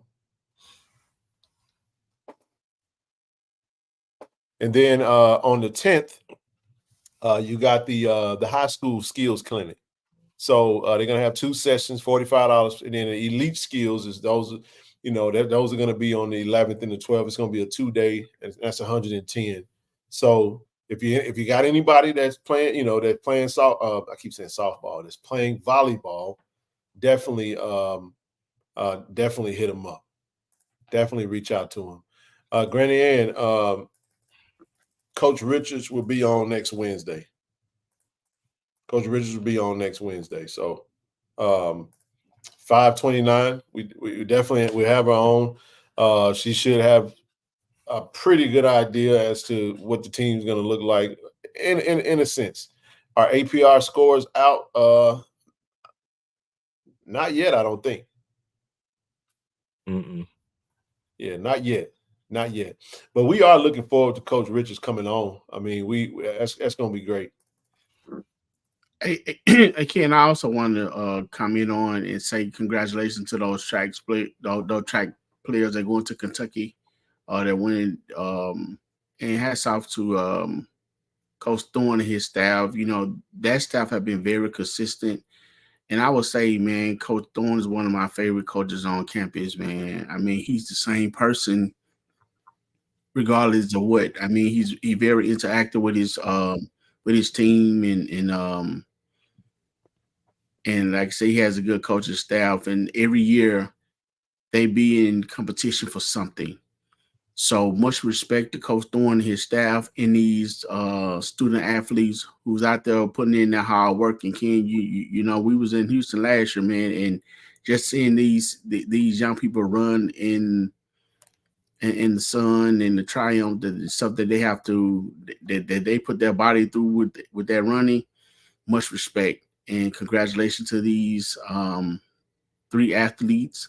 Congratulations to the coach and much respect to him, and continue to keep up the winning ways and developing, great student athletes. Hey, man, I agree.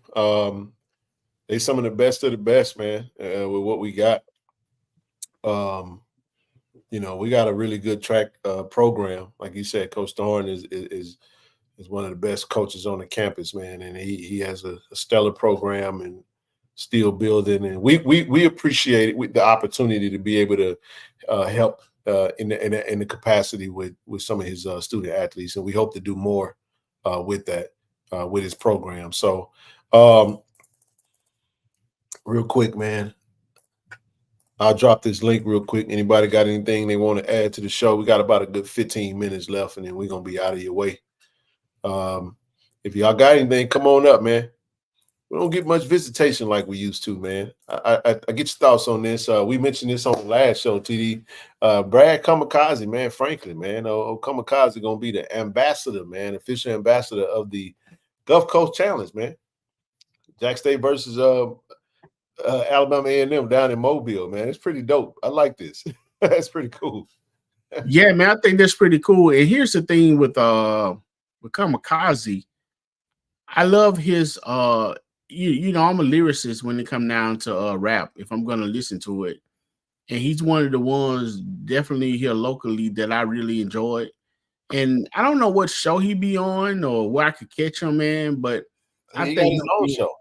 Yeah, like a podcast with his wife, I think, and then he has a radio show.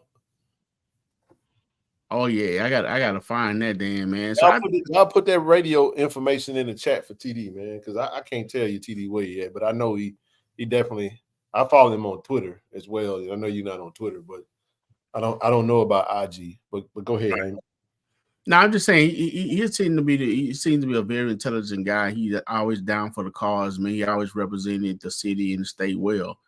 So this is a great choice, and look at I like what he's doing, and I have much respect for the things that he's doing, especially if he having a show with his wife, man, and putting forth that effort. So congratulations to him, man. And I think this is a really good choice. There it is. Brother C says called Good News Jackson. I like that name, man. That's good stuff.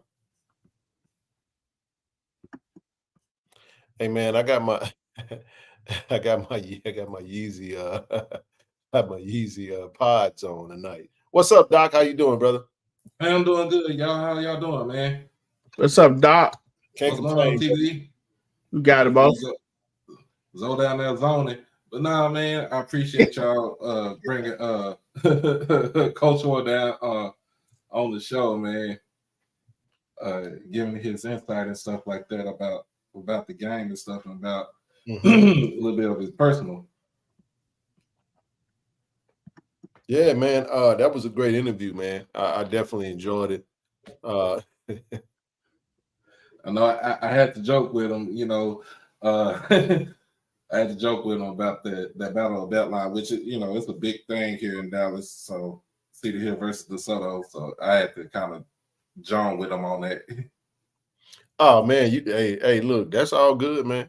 I get it, brother. I get it, man. So son Avent graduated. Avent done. She's out of eligibility.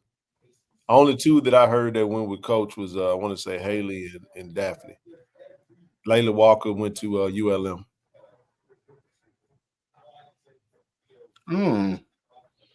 Yeah. What you about to ask me, TD? Yeah, man, I was gonna get you to right quick give a breakdown of what you've been seeing as far as the recruiting with the football team, man. How do you feel? Give me your perspective on that real quick. So my perspective as far as with the recruiting goes, I love it.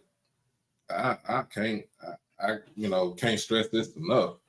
Get another quarterback in the house with Cameron Smith. For him, you know, quarterback from Eastern Michigan, and him playing baseball also, you know, that's a good addition. And it also brings a healthy competition in that quarterback room, you know, with him and him, Zai, and Jacobian. Really think about that. Yeah. Because in the sense, I don't think we had a QB competition last year.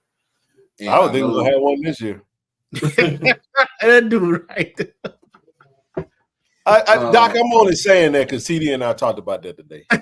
Right. I'm holding my hand, bro, like a poker hand. I'm good with what I got. I'm good. Right. I don't need no more cards. And that's not the knock. I love what Coach did to the quarterback room. He added another quarterback that I think is going to be.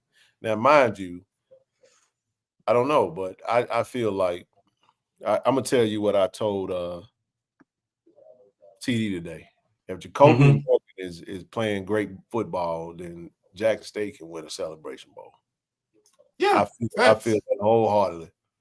Now, 16 touchdowns, 1 interception. That's all you can take the name off of it at the end of the day. That's all I'm saying. And that 1 interception shouldn't have been there. Right. You know what I'm saying? Right. But I'll say this, though. I'm going to leave that one there because there was one game where he threw a bad ball and the person just dropped it. So it should have been an interception. And it wasn't. I'll say he got 1 interception, 16 tugs. That's what we got. Total. 10 passing, 6 rushing, 1 to the other team. I feel like if Jacoby Morgan was playing quarterback versus Alabama State, we win that game. I feel like if Jacoby Morgan was playing quarterback, if he stayed in the game against Alcorn, we win that game too. That's just my thought process on it. I mean, I could be wrong, but I'm seeing a lot of the chat. We about to get that football talk ramped up now. I talked to Coach T.C. Taylor today too. We're gonna have him on the show soon. He's gonna let us know what Wednesday works for him, because we are getting ready. We're about a few months out. You know, we're a little under 3 months to go for the season. Well, actually, we're right at 3 months. Yeah, we a little bit under 100 days. Yeah, we like 3 months, 5 days. 3 months, 6 days, 7, 3 months in a week. Let me say it that way. So I'm saying it for this reason. Look, I keep up with everything around the conference too. I pay attention to our foes. 2 teams that are recruiting extremely well right now is FAMU and Grant. They are. They are now. FAMU is I watched their spring game. I think was it Maratovich? I think that's who's gonna be Maratovich. Yeah, Maratovich. I think that's gonna be their starter. He like he had the best command of the offense. The D line depth is there. A lot of players are coming in that ain't really played, but you don't know what that's gonna look like. I'm one of the mindset where I give folk benefit of the doubt if they recruiting well. I don't do to them what they do to us.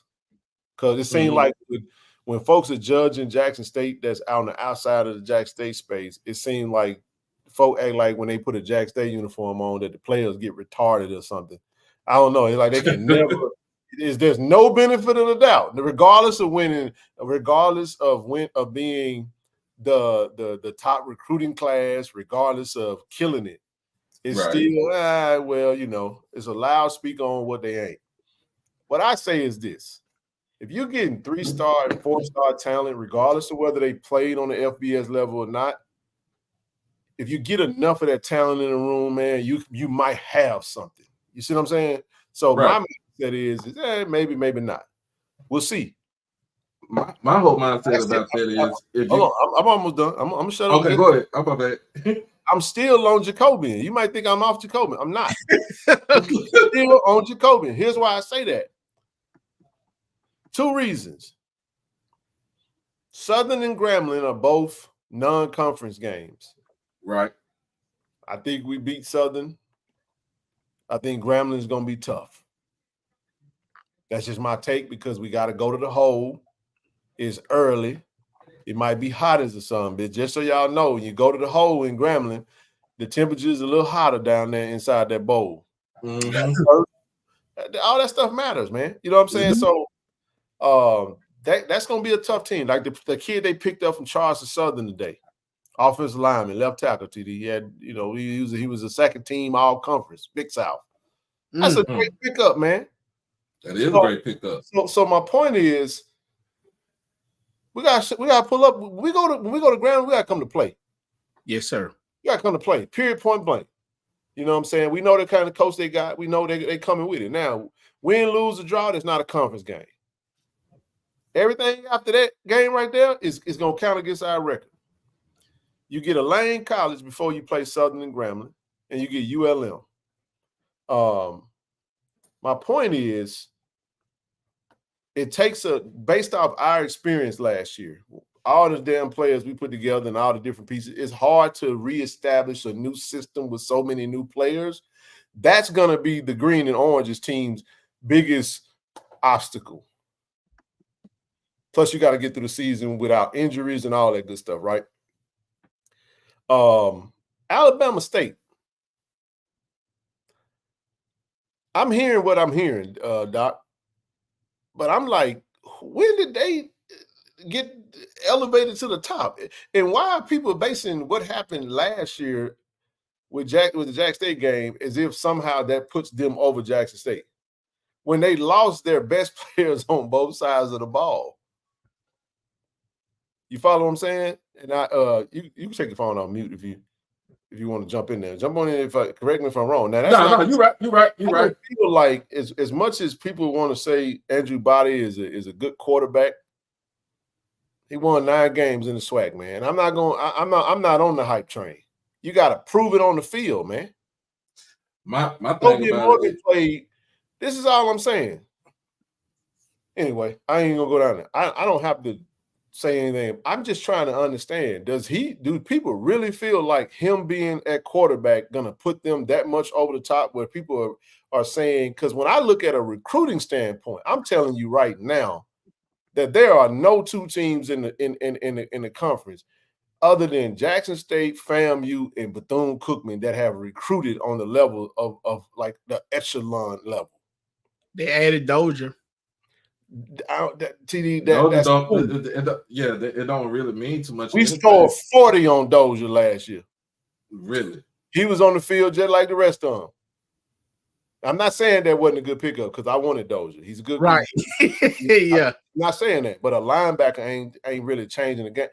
I'm just saying if you got a good old line, you can get past that. Bubba was a game changer. He was. Yeah, the game plan for him. Victor was a game changer. Then that other DB, the young kid, he gone. Your best wide receiver gone. Your best D lineman gone. I mean, I'm just saying. So maybe they replaced him, and maybe I don't know. I'm not saying that they didn't. I'm saying I don't know. I was just asking you, since you cover a lot more HBCU stuff, you know, when you do start speaking, to try to, I guess if you want to touch on that, you can. My thing is this. I don't feel like, I think our O-line is going to be up there with the tops in the conference.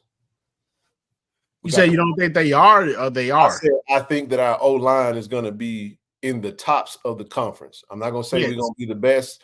I'm not going to say we're going to be the second or third best. I just said I feel like we're going to be in the tops of the conference, simply because we got the coaching and we got the personnel. We added the pieces. We got the size. We got all of that.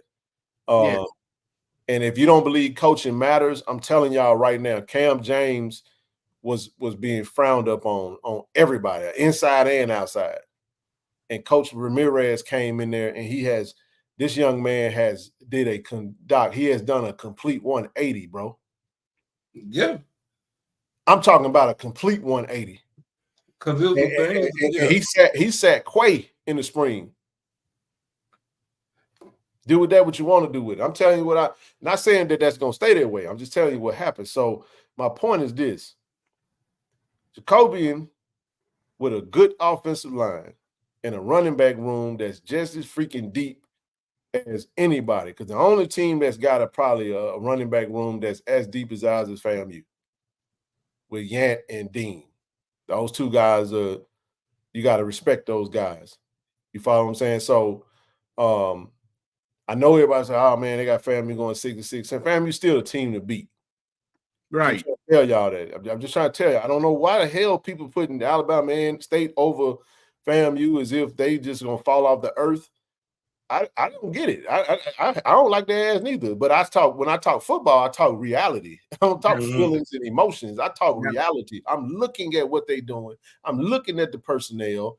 Yeah, 8-4, 9-3, man. You know, they're gonna have some uphill. They're gonna have some challenges. But they got to go 9-3 to win the conference. They have to. You know what I'm saying? But people please don't sleep on this team. I ain't saying nothing. I don't care if you put Jack State last on your polls. I'm not finna argue it. I'm not about to debate you on it. Wherever you see us to be, that's fine. I'm gonna shut up after I say this. All I was trying to say in all of this is this. We got everything we need to win the whole thing.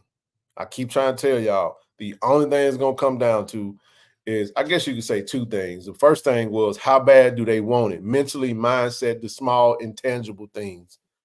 I think that's what it's going to come down to. And, of course, quarterback play. That's why I said Jacoby, in my opinion, barring no injuries or no setbacks or any unforeseen things, is our QB1. You go into the season with him at the helm. And you saw it in the spring game, and I think he demonstrated, you know, that he had a really good command of what we got going on. So I like our chances, and I like our chances a lot. I really do.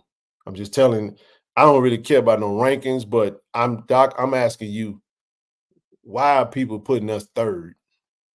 Because that's what I keep hearing. I'm like, damn, I got a third in the East? I don't even think we're gonna be third, man. I was just trying to gather the logic, because I don't watch nothing. I just kind of see some stuff on Twitter here and there. I hear about a poll through conversations, and I'm like, they got us third after having a second top recruiting class, after everything they see us doing. They like, well, they just not looking, or they just maybe they not. Tell me what you think. So my opinion, this is what I was thinking. So I did a too early prediction on schedules, right? I'm trolling. So I troll most of the time. I said FAMU go 6-6 because at the time when what was going on, because you had all those kids that was leaving. Of course they're gonna lose to us on October 19th. waiting for that ass whooping regardless. But I think I'll be honest with you. I think Alabama and Alabama State can get them in Montgomery this year. The last two games for the last two seasons between them two, it has been like a one possession game. Just realize that. So remember, 22, Bama State lost on a blocked field goal. Yeah, they supposed to won that game. They supposed to won that game. True story. Last year, I think it was by 10, but they had 4 chances in the red zone to take the game over. And then when he took out Damon Stewart and put Demetrius Davis in the game, it kind of messed the whole flow of their game up right there. I was saying that Bethune could get them because I like what Bethune-Cookman is doing down there. I like what Coach Woody doing down in Daytona. And he doing the same method that TC doing, just being quiet about it. I don't think Bethune-Cookman got enough yet. I don't think they got enough, but I think they got enough to compete. They got better. They got better for sure. Without question, they got better. Right. But I think they were very far off, though. They really were. And they had QB issues, but not the issues that that they can't play. They were hurt. What's his name? Sprague? Luke Sprague. If Sprague is starting, I think he gives them a good chance to win. I still feel like they still got some holes. Yeah. But we never can tell. Keep going. I ain't even cut you off. Keep going. Oh no, you good. Alabama A&M. Yeah. They go down to Bragg. Somebody said they see them beating them in Bragg. It's hard to beat that team in Bragg.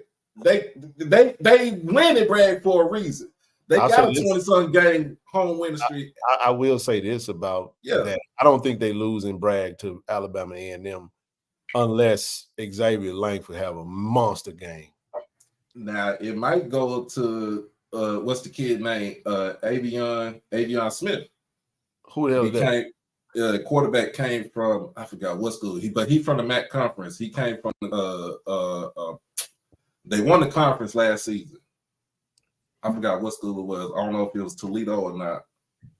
Did he play in the spring game?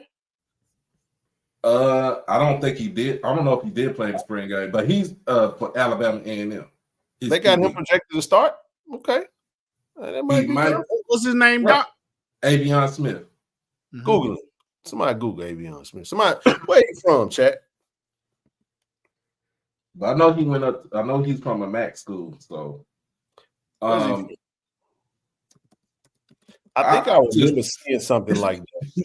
Yeah, but I was just trolling though with FAMU. I know they're not gonna go 6-6. Oh, Miami of Ohio. Miami, Ohio. Yeah, because I think they won the conference last season. Okay, what's his height and weight? You sound like Mr. Ford now. It does. It matters. I think he's a little bit over 6'1", 210. Yeah, 6'1". What's his stats? Let me see. Let's see. So action 10 games. Academy 5-star. Points. Oh, I get right here. Last year, he had 75 attempts for 280 yards, 1 touchdown. The longest was 50 yards, averaging 3.7. Oh, so he was a backup? It's not like what that is, but they rated that he might be the next coming of Akil Glass, but I don't see that. I would say if you add A&M, I would go with Xavier Langford. He's your proven starter. He's been starting for the last 2 years. He gonna start. Right. That kid Mr. Reliable to me. Is that a guy almost came back? Well, he almost come back. We had enough lead, but is that guy that made a pretty good showing against us? Yeah, once they took Quincy Casey out the game, yes, that was him. He's a dual threat. Well, more of a runner than anything else, though. Okay, Avion Smith, 6'1", 210, 3-star kid. Okay, I fucks with it. I mess with it. Okay. Then, did he play any? He saw action. Well, let me look at his stats. Hold on, just say. Trying to see if he had a little something. Okay, 2 tugs, 2 interceptions. He had a QBR 27.2. Let's move on. That's coming from the A&M camp. All right. Hey man, listen. Hey, they tell us to take our blue and white glasses off. I listen. I got a lot of question marks. I ain't giving no. All I say is I like to hear everybody else's assessment. Not saying that the kid ain't special, because you can come from a different level in ball out. He got 2 touchdowns, 2 interceptions. He had 638 yards. Hold on, TD. Did you just wait a minute? Okay, he was 50% on completion. He was 48 out of 96. Okay, the year prior, he was a little better. So 2022, he was 100 and he had 49. He was still 50% on the accuracy side. So 108 out of 217. He had 1,300 yards. He had 11 tugs, 5 interceptions. Okay, he had a better rating. He had a 112. Okay, not bad, not bad. He played some ball, so he might be that guy. I ain't gonna. Okay, he might be. So then you got Bama State. Okay, we've been talking. Everybody been talking about Andrew going over there from Texas Southern. Everybody been saying that he only won 9 games when he was at Texas Southern. But what's the buts? Give me the rebuttal. The but is, can he stay on the field? Can he stay healthy? Bypass let's say he stay healthy. Right. What are the buts on from what we're hearing? Accuracy. Accuracy is a key component, especially for the new offensive coordinator that they got, Chris Barnett. Hey, Blue, I'm trying to be nice, bro. So, hey, I don't have. Look, I said this is what I said about A&M. I said by the time they get to the Magic City Classic against Bama State, if they don't win that classic, Connor maybe gonna have to take a Greyhound back to Huntsville. I gotta listen, man. Can I just be straight up? There is one threat in the East, Jackson State, and that's FAMU. You're not gonna even get Alabama State a possible? Okay. You know what? Because they lost a lot. Everybody is factoring in Alabama State because they beat us last year. Yep. That was our worst game played at home last year, bro. Mm-hmm. I said played at home. Played at home because we looked atrocious at home last year. It wasn't a good showing. Nah. There was nowhere in the hell we should have lost that game.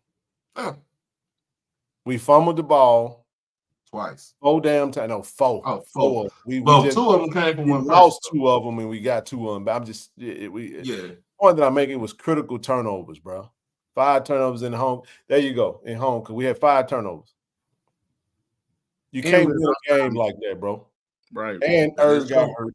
Yeah, Irv got hurt. Yep. Mm-hmm. But I'm not taking anything from them. They beat us. They beat us. They made the game ugly. But this is all I'm saying to y'all. All of us in that game felt like we should have went a different direction at the quarterback position, and it did not happen. I think that not making that move, it really took a lot away from. Matter of fact, that's the game Rico lost his cool. Like, it was so much frustration in the stadium behind that game because we knew we were a better team and we just didn't play like it. And they just look. The only thing they had on offense was a wide receiver that's now in the SEC. I don't know what Keyshawn Johnson. Did he go to Vanderbilt? Did he go somewhere else? He's at Western Kentucky. So he was at Western Kentucky. Okay. So the kid Stewart he played pretty decent. I mean, he was able to be mobile, you know what I mean? But I still just get sick to my stomach watching that little old bitty running back that was on the goal line and we missed 4 tackles. I'm saying we sitting right there. We're standing right there looking at it. In that soft end zone. Right there in front of us, right there. Like 4 tackles, untouched. You know what I'm saying? And it's like, Hey, Ken, if any game I thought rank should have been pulled, it should have been out. But that's a game that just was. So this is all I'm saying. They won that game. I'm cool. But if you look at the factors, the variables of that game are not variables in next year's game. Right. Everything is different. You can't just carry over and say, "Oh, I think they're gonna win because they beat them last." No, bro, we got a different quarterback, different coaching, so many different coaching positions, and I'm not saying that I'm not saying whatever. I think we made the changes for the better. I really believe that wholeheartedly, and I also think we upgraded in a lot of areas. And then two, I'm speaking from a place of ignorance. That's why I was asking you, Doc. No, it was a real question. No, it wasn't trying to fight them. My real question was, I told Zoe, I said, bro, I don't know what they did. I follow recruiting, but I don't feel like that we saw a lot because I follow Light On. Hell, I don't remember Light On really putting out no lot of, oh man, this kid went to Alabama and Alabama State. So I'm like, are they just recruiting in a way that's silent that we don't know nothing about? Or are people really saying because Andrew Body is a quarterback, that's going to put them over the top now? Because I think it's 50-50 though. I think it's all. I'm saying his body of work though. Does it really warrant? Now you can do what you want to do.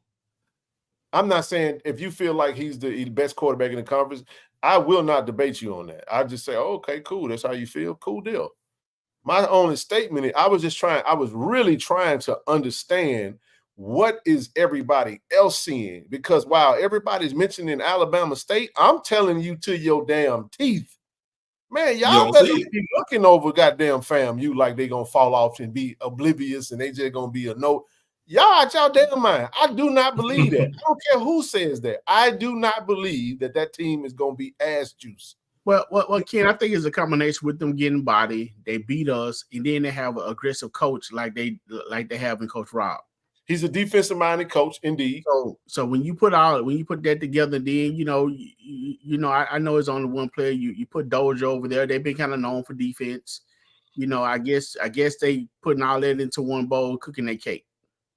But you also got to realize too, they lost two of their cornerbacks. Bro, you got your two best corners are gone. One of them is at the OTAs right now with New England. You got Bubba gone. You got the D lineman that played in the Legacy Bowl. We down there with us when we went to New Orleans. Bubba was down there too. Huh? Bubba was down there too. I'm just saying. So some of your best. My only question is, when you took away Keontae Hampton and Aubrey Miller off of Jackson State Field, our linebacker room went to the toilet. I'm just telling y'all, man. I listen, bro. Isaiah Major was the defensive player of the year last year. Fam, you got to replace that. Yep. But we see players. That. This is all I'm saying, Doc. We see players coming in, though. Mm-hmm. At least we got a conversation. At least, fam, you can say, oh, no, we got something. Because you see that boy that just came? You see that joker that just said, fam, you just had a white offensive lineman from Washington State just committed. Now, he was a freshman last year, and he probably didn't play and ain't really got a lot of snaps, but that's still a 3-star, 6'5" offensive lineman. It adds depth to the offensive line. So what I'm saying is something's coming in the room to replace what's going out.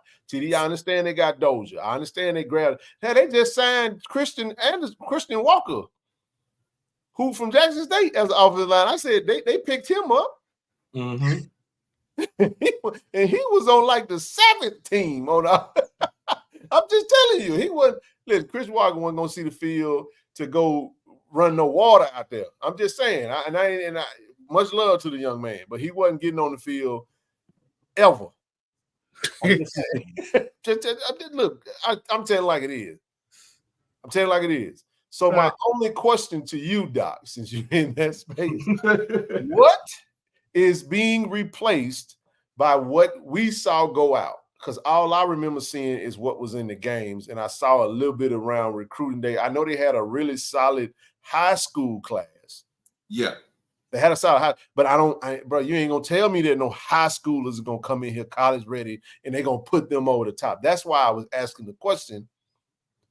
What we talk? I'm not saying that FAMU gonna be undefeated like they ran the table last year. I'm not saying a lot of folks think that from FAMU that they gonna try to run the table again. FAMU thinking that about FAMU is fair. I don't expect them to. First of all, Greg the Great, man, thank you for your channel membership, brother. Appreciate you, man, for supporting the channel. I'm not gonna listen. When that time come, hey, they can debate. Rest in peace of Shaka, man. I miss bro because I know he was gonna get in and educate you on his team, and I expect that. Was. But maybe what all I was trying to do was figure out, was it just the quarterback that they felt was gonna put them over the top? I'm gonna tell you what I think. I really think it was the addition of Andrew Body and the fact that they beat us. Yeah, right. That's it. That's it. If that's your assessment of the next year's matchup, I will not talk football with you. Because you got to give me data.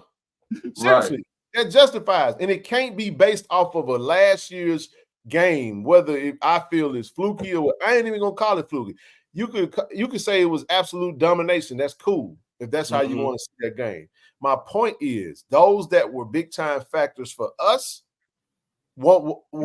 they not gonna be on the field this year. Right. We're gonna have a new quarterback, a new play caller, a new defensive coordinator, a new O-line coach, a new linebacker coach, a new DB coach. We're gonna have a new running backs coach, new receivers coach, new special teams coach.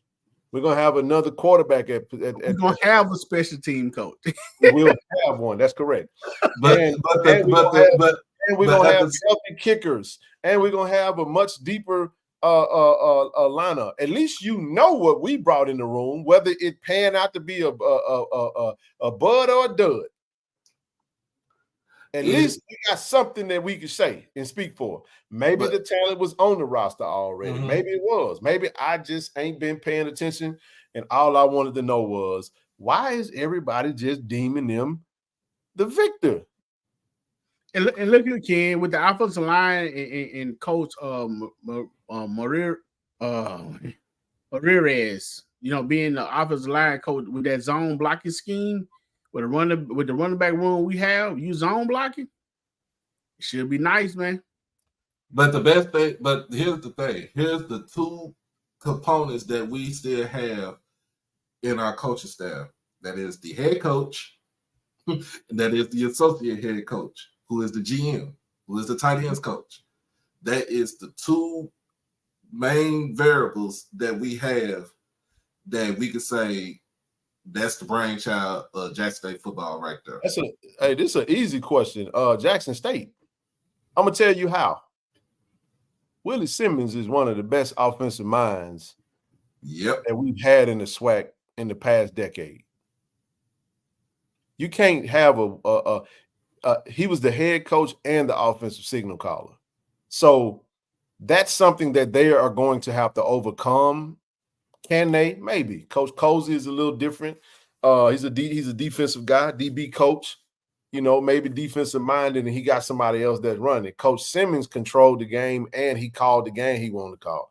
Hey, he was pretty good at what he did. He did a really good job of masking Musa's weaknesses and keeping him under control and giving him stuff that would work. But we saw that in the Celebration Bowl. He put on a clinic in the second half. Can this next OC do that? Maybe. Don't know yet. We don't know. We got to find out. Here's what we do know. We've seen Coach CC as an offensive coordinator. We've seen what he can do. He got 4 championships as an offensive coordinator. You know what I'm saying? Conference title. So I think we take a step forward because I thought Coach Harris was not very good at all. So we're going to take a step forward, and I think they're going to take a step back because I don't feel like that the new offensive coordinator is going to be better than Coach Simmons, because that has been the voice and that has been the person that unless you got to learn. So I mean, you got to learn a new system, right? And even if it's a resemblance of that, if they run the same system, that's great if they do, but you're still going to have a different play caller. When you have a different play caller, you got a different tone of articulation. You got a different mindset. You got a different strategy situationally, how you handle adversity, how you handle stress. You follow what I'm saying? What do you do in this? How do you adjust? You follow what I'm saying? So yeah, it's a lot that's got to be determined. I think for that question alone, I think that we will take a step forward in our play call. I think our play calling will be night and day from what it was last year. Last year, the football guys got on this channel that had nothing to do with Jack State. Was like, what the hell was that coach thinking? Mm-hmm.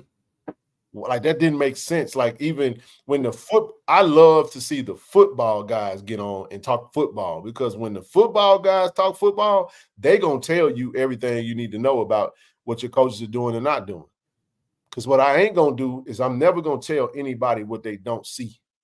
I'm not gonna tell you what you see and what you don't see. If you say, damn, bro, we run a bad scheme, our linebackers are weak, and we ain't blitzing worth for fuck, it just don't make sense. I don't get the rhyme and reason. Right. When you got real football minds scratching a hole in their head that's telling you that they see what they see and they trying to figure out why it's happening. And when you think about it, like you were talking about with TC won, he won 4 conference championships. The first person you really want to ask about those 4 championships who saw it will be Josh. Yeah, he'll tell you about the 3 at North Carolina Central. North Carolina Central, and he will tell you how TC ran that offense. I remember it, man. It was a thing of beauty. I mean, he did what he had to do, and then you look at what we see him do. I think it's going to be very interesting to see. I think Coach TC he definitely has a knack of how he wants his offense to look. He know what he want to do. You know what I'm saying? And he's done it. I think you said something critical, Doc, naming Coach O, the GM, which allows him to take more of an overseer type position. TC can just get into the game and just manage the game and just focus on that. That's good. That's good. Mm-hmm. It's going to be great for us because he also has, that's why you have GAs. You got a tight end assistant, O-line assistant. You have that so you can support in that capacity. I like it, man. I like it a lot. But I still think that game is going to come down to who wins the East. I don't see it. I know Zoe's like, Zoe said they're not going better than 7-5.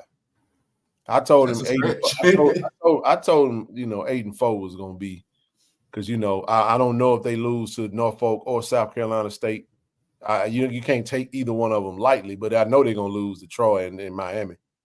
That's 2 back-to-back L's. But then how do you come out of that? See, this is the thing you got to look at. They come out of that they come out of the Miami-Troy games going back home. Y'all going to hell yeah, we are gonna be booked doing cooking. Matter of fact, we got booked in flights this week, TD. we were talking about that. It's like homecoming game. It is homecoming. We need to book them flights and them hotels immediately. But listen, damn, what was I just thinking about? What was I talking about? FAMU. All right, so what was I just talking about? The time. Well, you think they're gonna take back-to-back L's from Miami and Detroit, Miami? Thank you. So they go back home. So check this out: 2 back-to-back FBS games, right? Then you go home against Alabama A&M. Man, you got to come out of that healthy. You follow what I'm saying? You got to come out of that. But you know how it is, bro. You go get your ass whooped like we got our ass whooped 70-something to 40-something. It messes with this thing up here. It does. So this is what I'm telling you. I'm saying this because my eyes is on FAMU, because in my opinion, that's the team we got to beat to get to the Celebration Bowl. More so than Alabama State, more so than Alabama A&M, more so than any of them other schools. No disrespect to anybody, but I'm saying we got to get past the green and orange. That's just my take. Now, let me say it why I'm saying it that way. They have to beat both South Carolina State and Norfolk. It's an absolute necessity that they win those 2 games. Here's why. If they mess around and slip and let one of them games get away, you going to be 1-3 going home. Mm-hmm. Ain't good, because after your 1-3 Alabama A&M, what's your mental like? What's your health look like? Now you got to go to Montgomery, then you got to go to Jackson. Yep. You see where I'm going with this? That's a 3-game monster right there. That's a in effect, I would call that a murderer's row for the Eastern Division for FAMU. That's what I would say. That's what I would call it. That's a murderer's road. And not to mention, especially if we on a roll. But let me ask you this, Doc Ken. Yep. With that being said, how pivotal is that that Grambling game going to be? Because that's going to be a challenge. It'd be good for us. It's going to be pivotal, but it's not a conference game. But we want to win it. We want to win that game. That's the whole thing. Yeah, you want to win that game. I think I like our chances. We going to win. Mickey Joseph got to prove it. Now he got some talent to work with. He got Dooley playing the play caller. Listen, man, that team gonna be tough. Yeah, you got Rollins as his defensive coordinator. We can't go out there and take it lightly. I'm saying we can win in multiple different ways. We can win through the air. We can win through the ground and pound. We can win a defensive battle. I believe that we can. So my point is that game can go however you choose to make it. It depends on which team is able to impose their will. All I'm saying is that they got the home field advantage because we're going into a Grambling. You know what I'm saying? I got to look at the time for the game. Hopefully it's a night game. Because if it's in the early afternoon, that field gonna go. That field get up to about 120. And Louisiana. So the thing for us is we got Lane. The cool part is we get to go to ULM and try to whoop them. First game, we're gonna put we trying to go get that dub. Win, lose, or draw. We got Lane the following week with an extra 2 days of practice. Okay. After Lane, we get prepared for Southern. Southern is a dub. Calling it down. I'm gonna call it. I don't care what they got going on now. And they got to come to the bet. Yeah. Then we go to Grambling. After Grambling, what happens after Grambling? I don't know. What is it? We back at home or we get a bye? I don't have a schedule in front of me. I'm about to look for the schedule. Yeah, I'll look at that. But the reality of the matter is that all I know is all 8 games after them first 4 is going to be determining what we do. So every game at that point is a must win for us if we want to win that Celebration Bowl. So we got to go get it. We got more than enough to get it in there to get what we need. Jay Shaw, what's up, baby? What's up, Jay? We go to Houston after Grambling. That's right. Jay Shaw, what's up, man? Man, what's up, Ken? Man, I apologize for interrupting y'all show. Oh no, you good. You didn't interrupt us. Okay, all right. But I just had one question for you. Are y'all going to the Bethune versus Jackson game? Heck yeah. Absolutely, we going. Man, hey, listen, say less. Hey, listen, all I have is a couple questions. Can you guys make sure that I'm locked in with y'all? Because I'm gonna be down there for that's Bethune-Cookman homecoming. Man, 100%, bro. Here's what we do. When the season starts, that week of the game, man, we the Bethune-Cookman folk coming on. That's how we gonna round up all of that. So make sure that before that game, you tap in with us, because when football season starts, man, we're gonna be rocking and rolling. We do 3 shows and sometimes 4, because we'll do a Friday night show, then we turn around and do a reaction show. So we definitely gonna be down there. And it's a lot going on. I'm thinking we may have to go Thursday, bro. So because it is their homecoming, we got to get in there. Because I'm telling you now, just the transportation, we got to look at everybody's schedule, but the whole crew gonna be there. We all going.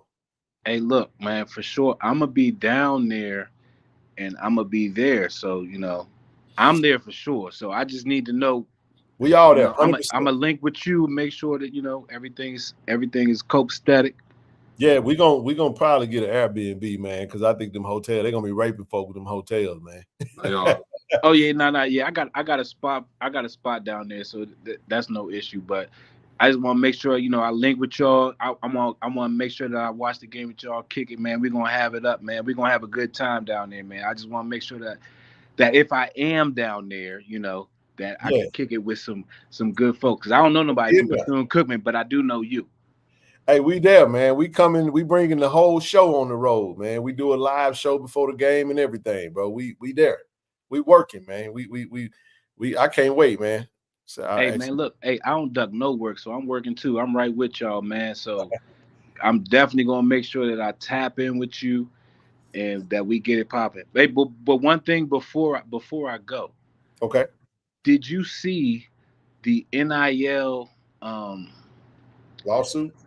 No, not the lawsuit. I saw the lawsuit, but the NIL the NIL averages by position for Yeah, each. I had it on last show, and I took the slide out. 1 second. Let me. I think I can actually add it back. Hold on 1 second. Hey, Jay Shaw, good evening to you, sir. Who do you rock with as far as college?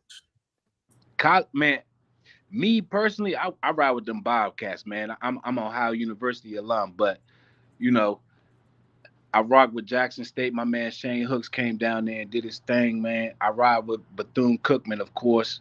You know, it's a lot of love out there as well. There you go. You know, I've been rocking with my man Ken and my man Zoe. You yourself, TD. So, you know, it's all love, man. I just want to see good games for real, man. I just want to get ingratiated into the experience. I didn't get a chance to do it myself while I was playing. So, you know, as an adult, this is my time to get the chance to experience that. So I just appreciate you all for accepting me into this space. Heck so yeah, you might, bro. you might want to check that FAMU game too then. If you can get to Jackson, that'd be great. But look, if you only going to Bethune-Cookman, just know that it might be their homecoming, but we still coming to take over, man. You're gonna see that. You're gonna see that Jackson folk. We serious about this thing, and we take over that little high school stadium. Hey, we taking over, man. I'm just telling you. All I ask is that y'all bring me a J hat so I can put it on too. You know what I'm saying? Let me tell you. Shout out to my brother Thad Reed, man. Listen, we'll be locked in. So what we'll do is Thad always does a pop-up shop. He be selling hot and heavy during the season. Yeah, we'll let you know where he's at, and you know we can definitely. If you can't get there, I grab you one. Ain't no problem. We'll get you. Listen, man. You already know I'm gonna give you that right back, man. Whatever you put up, I'm giving it to you right back. All I need is to make sure I'm with my good men down. You know what I'm saying? I don't know how TC is about it, man, but if you would have me, man, I would love to be down there on the field watching the game with y'all. Whatever I need to put up, I'll put that up, man. But well, yeah, just when it comes to just get your media passes. I know that's gonna be everybody gonna be trying to get some, but we gonna go through the we'll work with our SID to see what we can do, because usually our crew is there and we run deep. I gotta see who all gonna be there with us, but hey man, we stay out the way, but we down there on the field though. We don't be in the way. Cause where was we at, TD? We was Alcorn. Nah, that was Texas State. Now I'm talking about when y'all was all in the video. No, bro. When your ass got frustrated and that was Southern. Remember Southern? I looked at TD. I said, "Hey, bro." TD was like, "Man, what the hell they did?" No. That was Texas. That was Texas State. Okay. Yeah, man. I got a little nervous, bro. TD was so frustrated, bro. He was like, man, it just didn't make no sense, man. But I told him, I said, well, you know, when you're on the sideline, bro, you can't be no distraction. So we got to make sure we stay out the way. Oh, nah, you know, I played the game, so you know I'm gonna be way out the way. You know what I'm saying? Like I said, Bethune, I only know a couple of people out there, but you know, since I'm gonna be out there, I just want to make sure that I'm with some good brothers. Make sure that, you know, kick with y'all. Like I said, Ken, I'm gonna definitely get with you way before that game even takes place to make sure that we can work everything out and be good. I tell you what, bro, let's do this now. We ain't gotta wait. Hey, take down this email address, man. That KC-1400 Media Group. Send me your contacts, bro, and what I'll do is I'll lock your contact info in, me, you, TD, Zoe, everybody. Let's just go and get that out of the way, and that way we good on that. And yeah, we definitely there. We definitely there 100%. KC-1400 Media Group at Gmail. Just send it to my email. I'll get it and I'll reply to you with my contact, TD's contact, Zoe contact, and then we'll go from there. Man, for sure, man. I appreciate that, man. I'm gonna do that right now. But yeah, man, what you think about these? What you think about these prices, man? And how do you think this affects HBCU football? Zoe had a really good response to this on the last show. I thought was right on point. I agree with what he said. I hate that they did this because I think that this is definitely it's like throwing a brick through our window, man, in a sense. You know what I mean? It kind of sends a false. It's so much that's not being said in this. This is crazy. You know what I mean? So if you have players that see stuff like this, they're gonna see it anyway. Obviously, you're gonna have players that are gonna think that that they're gonna have this opportunity. What it doesn't specify is that a total, like what's the total amount? Is it individual deal? Is it, you know what I'm saying? I know for some players, the top upper echelon players, some of these deals are like one deal shots for the year. I get you out of the portal, yada, yada, yada. That's how much they cost. But man, I just feel like we headed in a space to where, man, the P4 football level is going to be a whole different world. It's going to be a sub NFL, basically. And we just got to win the battles that we can win, man. I don't think we're not playing in this game. This game don't belong to us. Not this game right here. I don't think it belongs to FCS. I don't think it belongs to G5. I don't think it belongs to a lot of teams that are currently in the P4. Actually, this is, I mean to cut you off, this is for P4. I cropped out some stuff, but John Talty, he actually did say this was basically for P4. No. Yeah, I get what you're saying, but what I'm saying is there's a lot of teams in P4 that can't afford this either. Okay. There's a lot of teams in P4 that they can maybe afford one of this list. You get what I'm saying? There's a lot of teams in P4 that can maybe afford a quarterback, but if they get the quarterback, they can't get the linebacker. Okay. Or, vice versa. So I think that this is very telling on, like you said, this is going to become a type of like not semi-pro, developmental league. So 100%. I think this would be like Big Ten SEC would turn into like the G League of the NFL, and it's going to force a lot of conversations between, G5, FCS, the P4s that aren't bringing in enough income. But this is crazy, man. But what I want people to understand is this is for starters. Yeah. This ain't for people. Yeah, you better believe it is. Yeah, this is for starters. This ain't for Joe Schmo that is stacking on the depth chart. To your point, look at the quarterback, right? Let's look at the offensive lineman. Let's start there. If you go to, I use Colorado because I took a look at that because some of those coaches they was on our staff a year or so ago. Coach Vincent Dancy is making $350,000 as a linebackers coach for Colorado now. Coach Brett Bartolone is making $400,000 a year as a wide receiver, tight ends coach or something to that effect. Coach Jason Smith is making $375,000 or something to that effect, 361, 375, I think. So you got players that could potentially, if you get a player, you pay a player $500,000, man. Think about that. You got a player that you didn't pay more money than you're paying an actual coach on your staff. Actually, multiple coaches for some, and that's just that's the world we're in now. You know what I'm saying? And that's definitely a starter because I don't see you're not spending that kind of money for no. They probably throw 25, 50,000. And they got one of those, they got one of those big $1 million collectors for some depth, 75, 100K. I can see that, but I mean, guys, how accurate is this? Because this is pretty. No, that's accurate. It's accurate. That's accurate right there. It's accurate. Like I told Cam before, they're giving out $15,000 for a visit, man. I know that for a fact. Yeah, that means that TD that there is a representation of every position group has someone in this ball range, multiple players that have fallen within that category. So this is somebody that has gathered data and basically put out a slide rule saying, hey, this is kind of what the range is.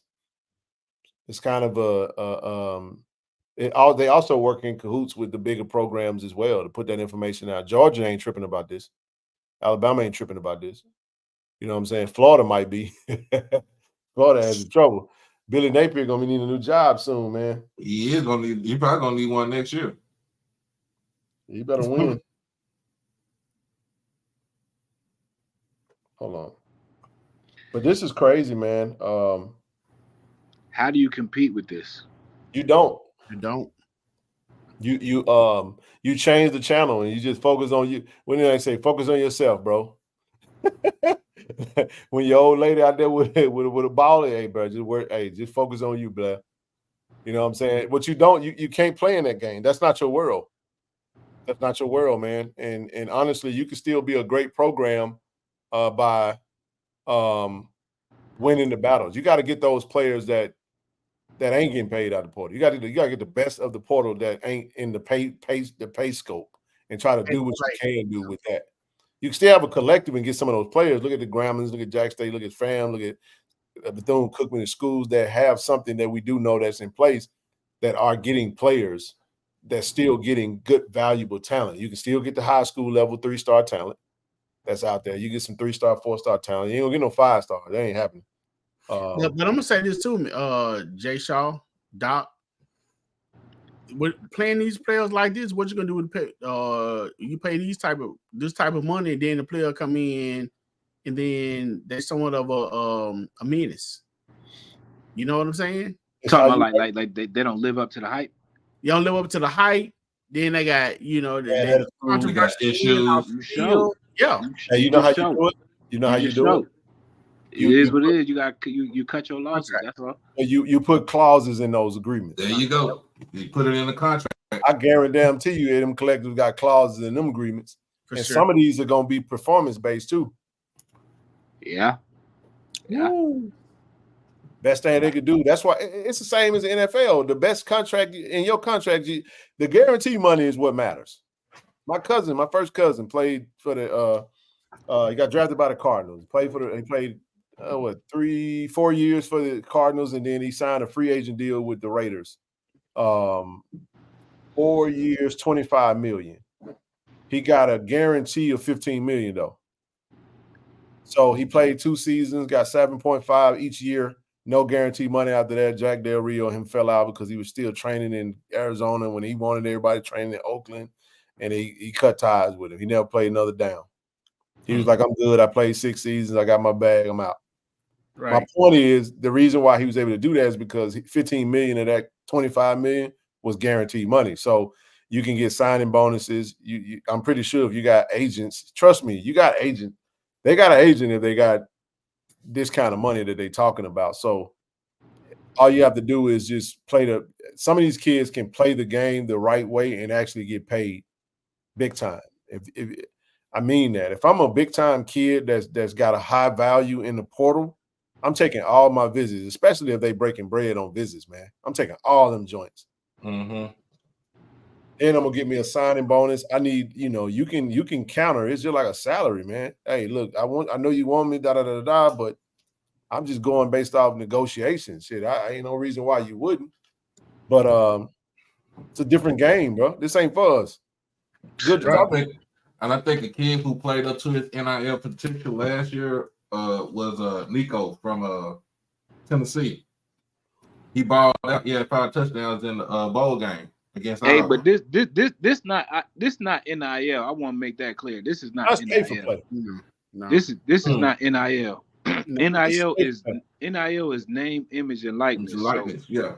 You ain't NIL is only based off of what your name and your image can generate. This ain't that. This is a collective base, man. Yep. So I think all this stuff is going to get regulated at some point, because this is not what it was meant to be. This was meant to be, if you put my face in a program and sell season tickets, that's what I get a piece of. Not just, this is pay for play. This is pay for play, for sure. Actually, now that I say that, I think about it, they just did all this settlement about, how they're going to have a revenue sharing. That's coming. That's coming. So, once that happens, then what's going to get dangerous is once they start the revenue sharing, is they're not going to pay for these athletes to get an education. You're So only going to be there. I'm glad you went there. I don't think that education is going to be a requirement soon. Wow. Listen to me. My theory, I don't have no evidence to this. This is just based off the trajectory. I feel like the educational aspect of this is going to become optional.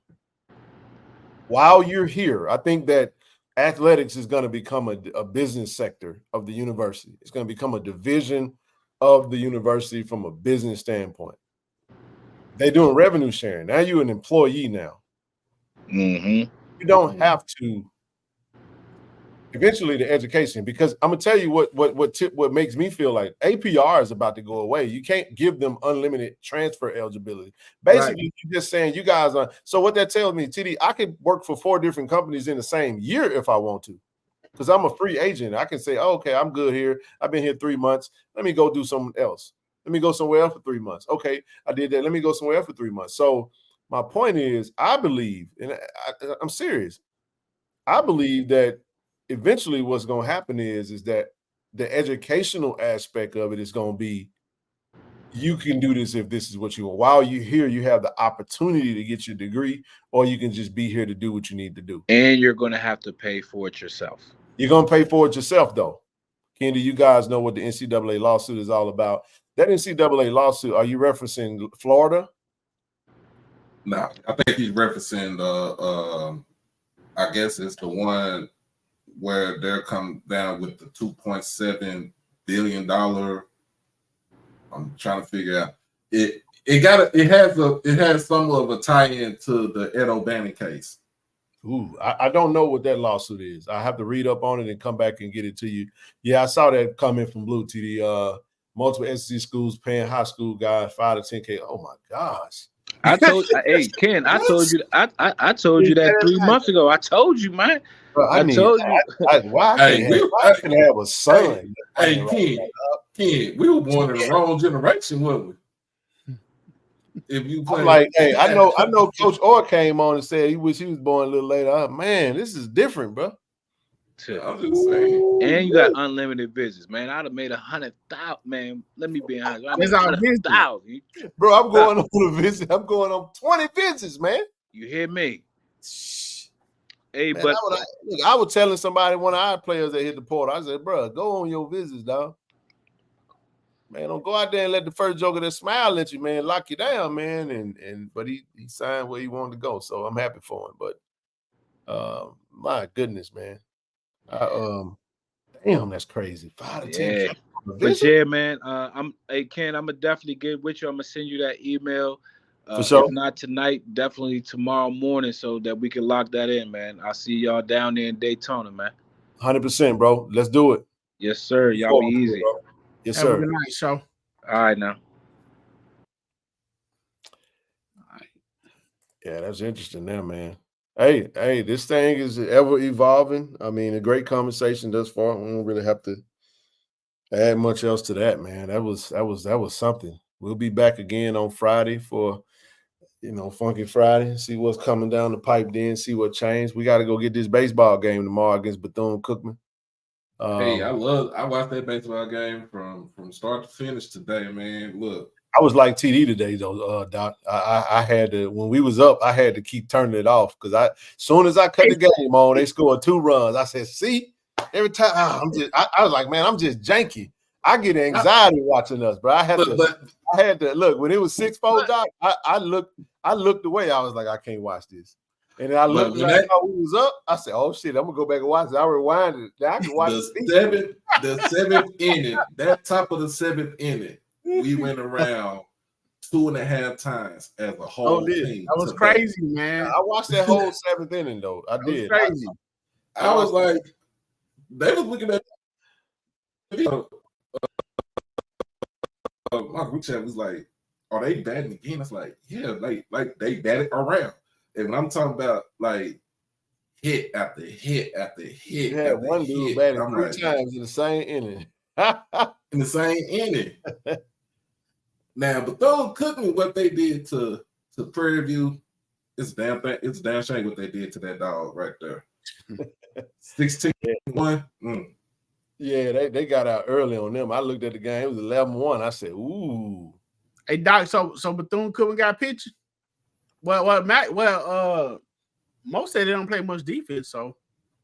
Yeah, they got good pitching. They got a good starting pitcher, man. Like, but it's so crazy when you think about it. Like, in conference play for baseball, we was like middle of the pack. You know what I'm saying? We just made it enough to where we could get into the conference tournament. But overall, we had the best overall record in the whole conference. Like, you know what I'm saying? Now, barring that we, some games that was canceled or called because of weather. Yeah, weather issues. Man, just think if those games would not have been rained out, how we would have done. Now, our issue was against FAMU in the East because they had good starting, they had good pitching, and they can hit, but they ain't got better hitting than we do. Because like you look down that lineup that we have, everybody on our lineup on the roster hits over 300. Mm-hmm. Everybody on that in that lineup, when Omar put that starting lineup, everybody hits over 300. So the game on tomorrow at 3 p.m. Yes. All right. And whoever goes into that loser bracket, I pray for you because you got to play one. You in the dog fight. We don't play going to it. Yeah, because you got to play one extra game too, just to get back into the winner's circle. Hey, brother Seeley said he had a high school teammate who made all 3 outs in the inning when he batted around 3 times. That's funny, man. They said, let's see, the Doc, anyone when it was 5-4 and went to DJ my event came back, it was 17. Oh yeah, damn. I almost took on my cigar. Not the no Diddy. Yeah, that's wild, man. That dude there is speaking of that, it's just more stuff coming out about that. What I don't like is I don't like people who pop up now that want to sing like a Jaybird. I'm like, yeah, I remember when I was working for him and he used to punch you upside the head then. It's like, well, why are you saying something about it now? I don't need to talking about it now. Yeah, I did saw that. I can't wait to watch the interview. Speaking of, though, we will have Coach TC will be on the show soon. We're gonna get him on the show. What the hell did I just do? I didn't mean to do that, by the way. You know what, Ken? I gotta replay the interview, my first interview with you from 2 years ago, man. I'm celebrating 2 years on the podcast, bro. Man, congratulations, bro. Congratulations, Doc. That's good stuff, brother. It really is, and I keep doing the same thing. I apologize about that, y'all. I'm double tapping when I only have to tap once. But anyway, as I stated, next Wednesday we will have Coach Richards on the show, man. But that's it for tonight, man. We don't pretty much a great show. Appreciate everybody for coming on, man, and locking in with us. When we get Coach Richards on the show, man, we may try to collect more in that pot because she gonna need all the support she can get. Let's go big or go home for her, man. I love that coach, man. Yeah, I know that love for Coach Reed, but I love this coach right here. She won't. Yeah, she rock solid, man. She down to earth, man, and she's trying to put together a squad, man, and I think she will. The basketball guy's gonna smile on her. I think so. We'll get what we supposed to get, and the rest to take care of itself. Great show, interviews continue. Oh, there you go. Appreciate you. But no, man, I guess my parting thoughts, man. We got a lot coming down the pipe, man. We're gonna keep it interesting as we can in the off season. We know that the players report. If you want to donate to the platform, look at the ticker at the bottom. we're looking to expand. TD and I talked about this today. Our NIL athletes. I know our track athlete season is ending, but we're looking to definitely expand our brand ambassador for the platform, man. So, if you want to get active with us, let us know, and we'll be more than happy to have that. Have you guys join us and participate in that. Got some opportunities coming down the pipe for the platform and the show. So stay tuned for that. Got more to come to that. We'll see what's coming, man. We'll see what's next. Doc, what else you got, man? Congratulations on your 2 years, bro. Anytime you do anything for 2 years consistently, consecutively, and you're constantly putting your work in, we sit down and we try to be entertaining, we try to be enlightened, and we still got to go work our jobs. We still got to go do real life. And it's definitely a labor, man. It's a labor of love, and your hard work is paid off, man. So stay at it, bro. Keep going. Yeah. So yeah, that's how I got right there. Friday, celebrate 2 years, HBCU Overdrive. Filled out my credentials for Media Day. Got mine from Andrew the last week while I was doing the show. You already filled them out? Yep. Send me the link. I ain't even. I got you. I'm gonna email it to you, man, so we can go ahead and we'll fill ours out tomorrow, man. Go ahead and get that out the way. Swag Media Day, was it July the 16th? July 16th. Yeah, that's gonna be great.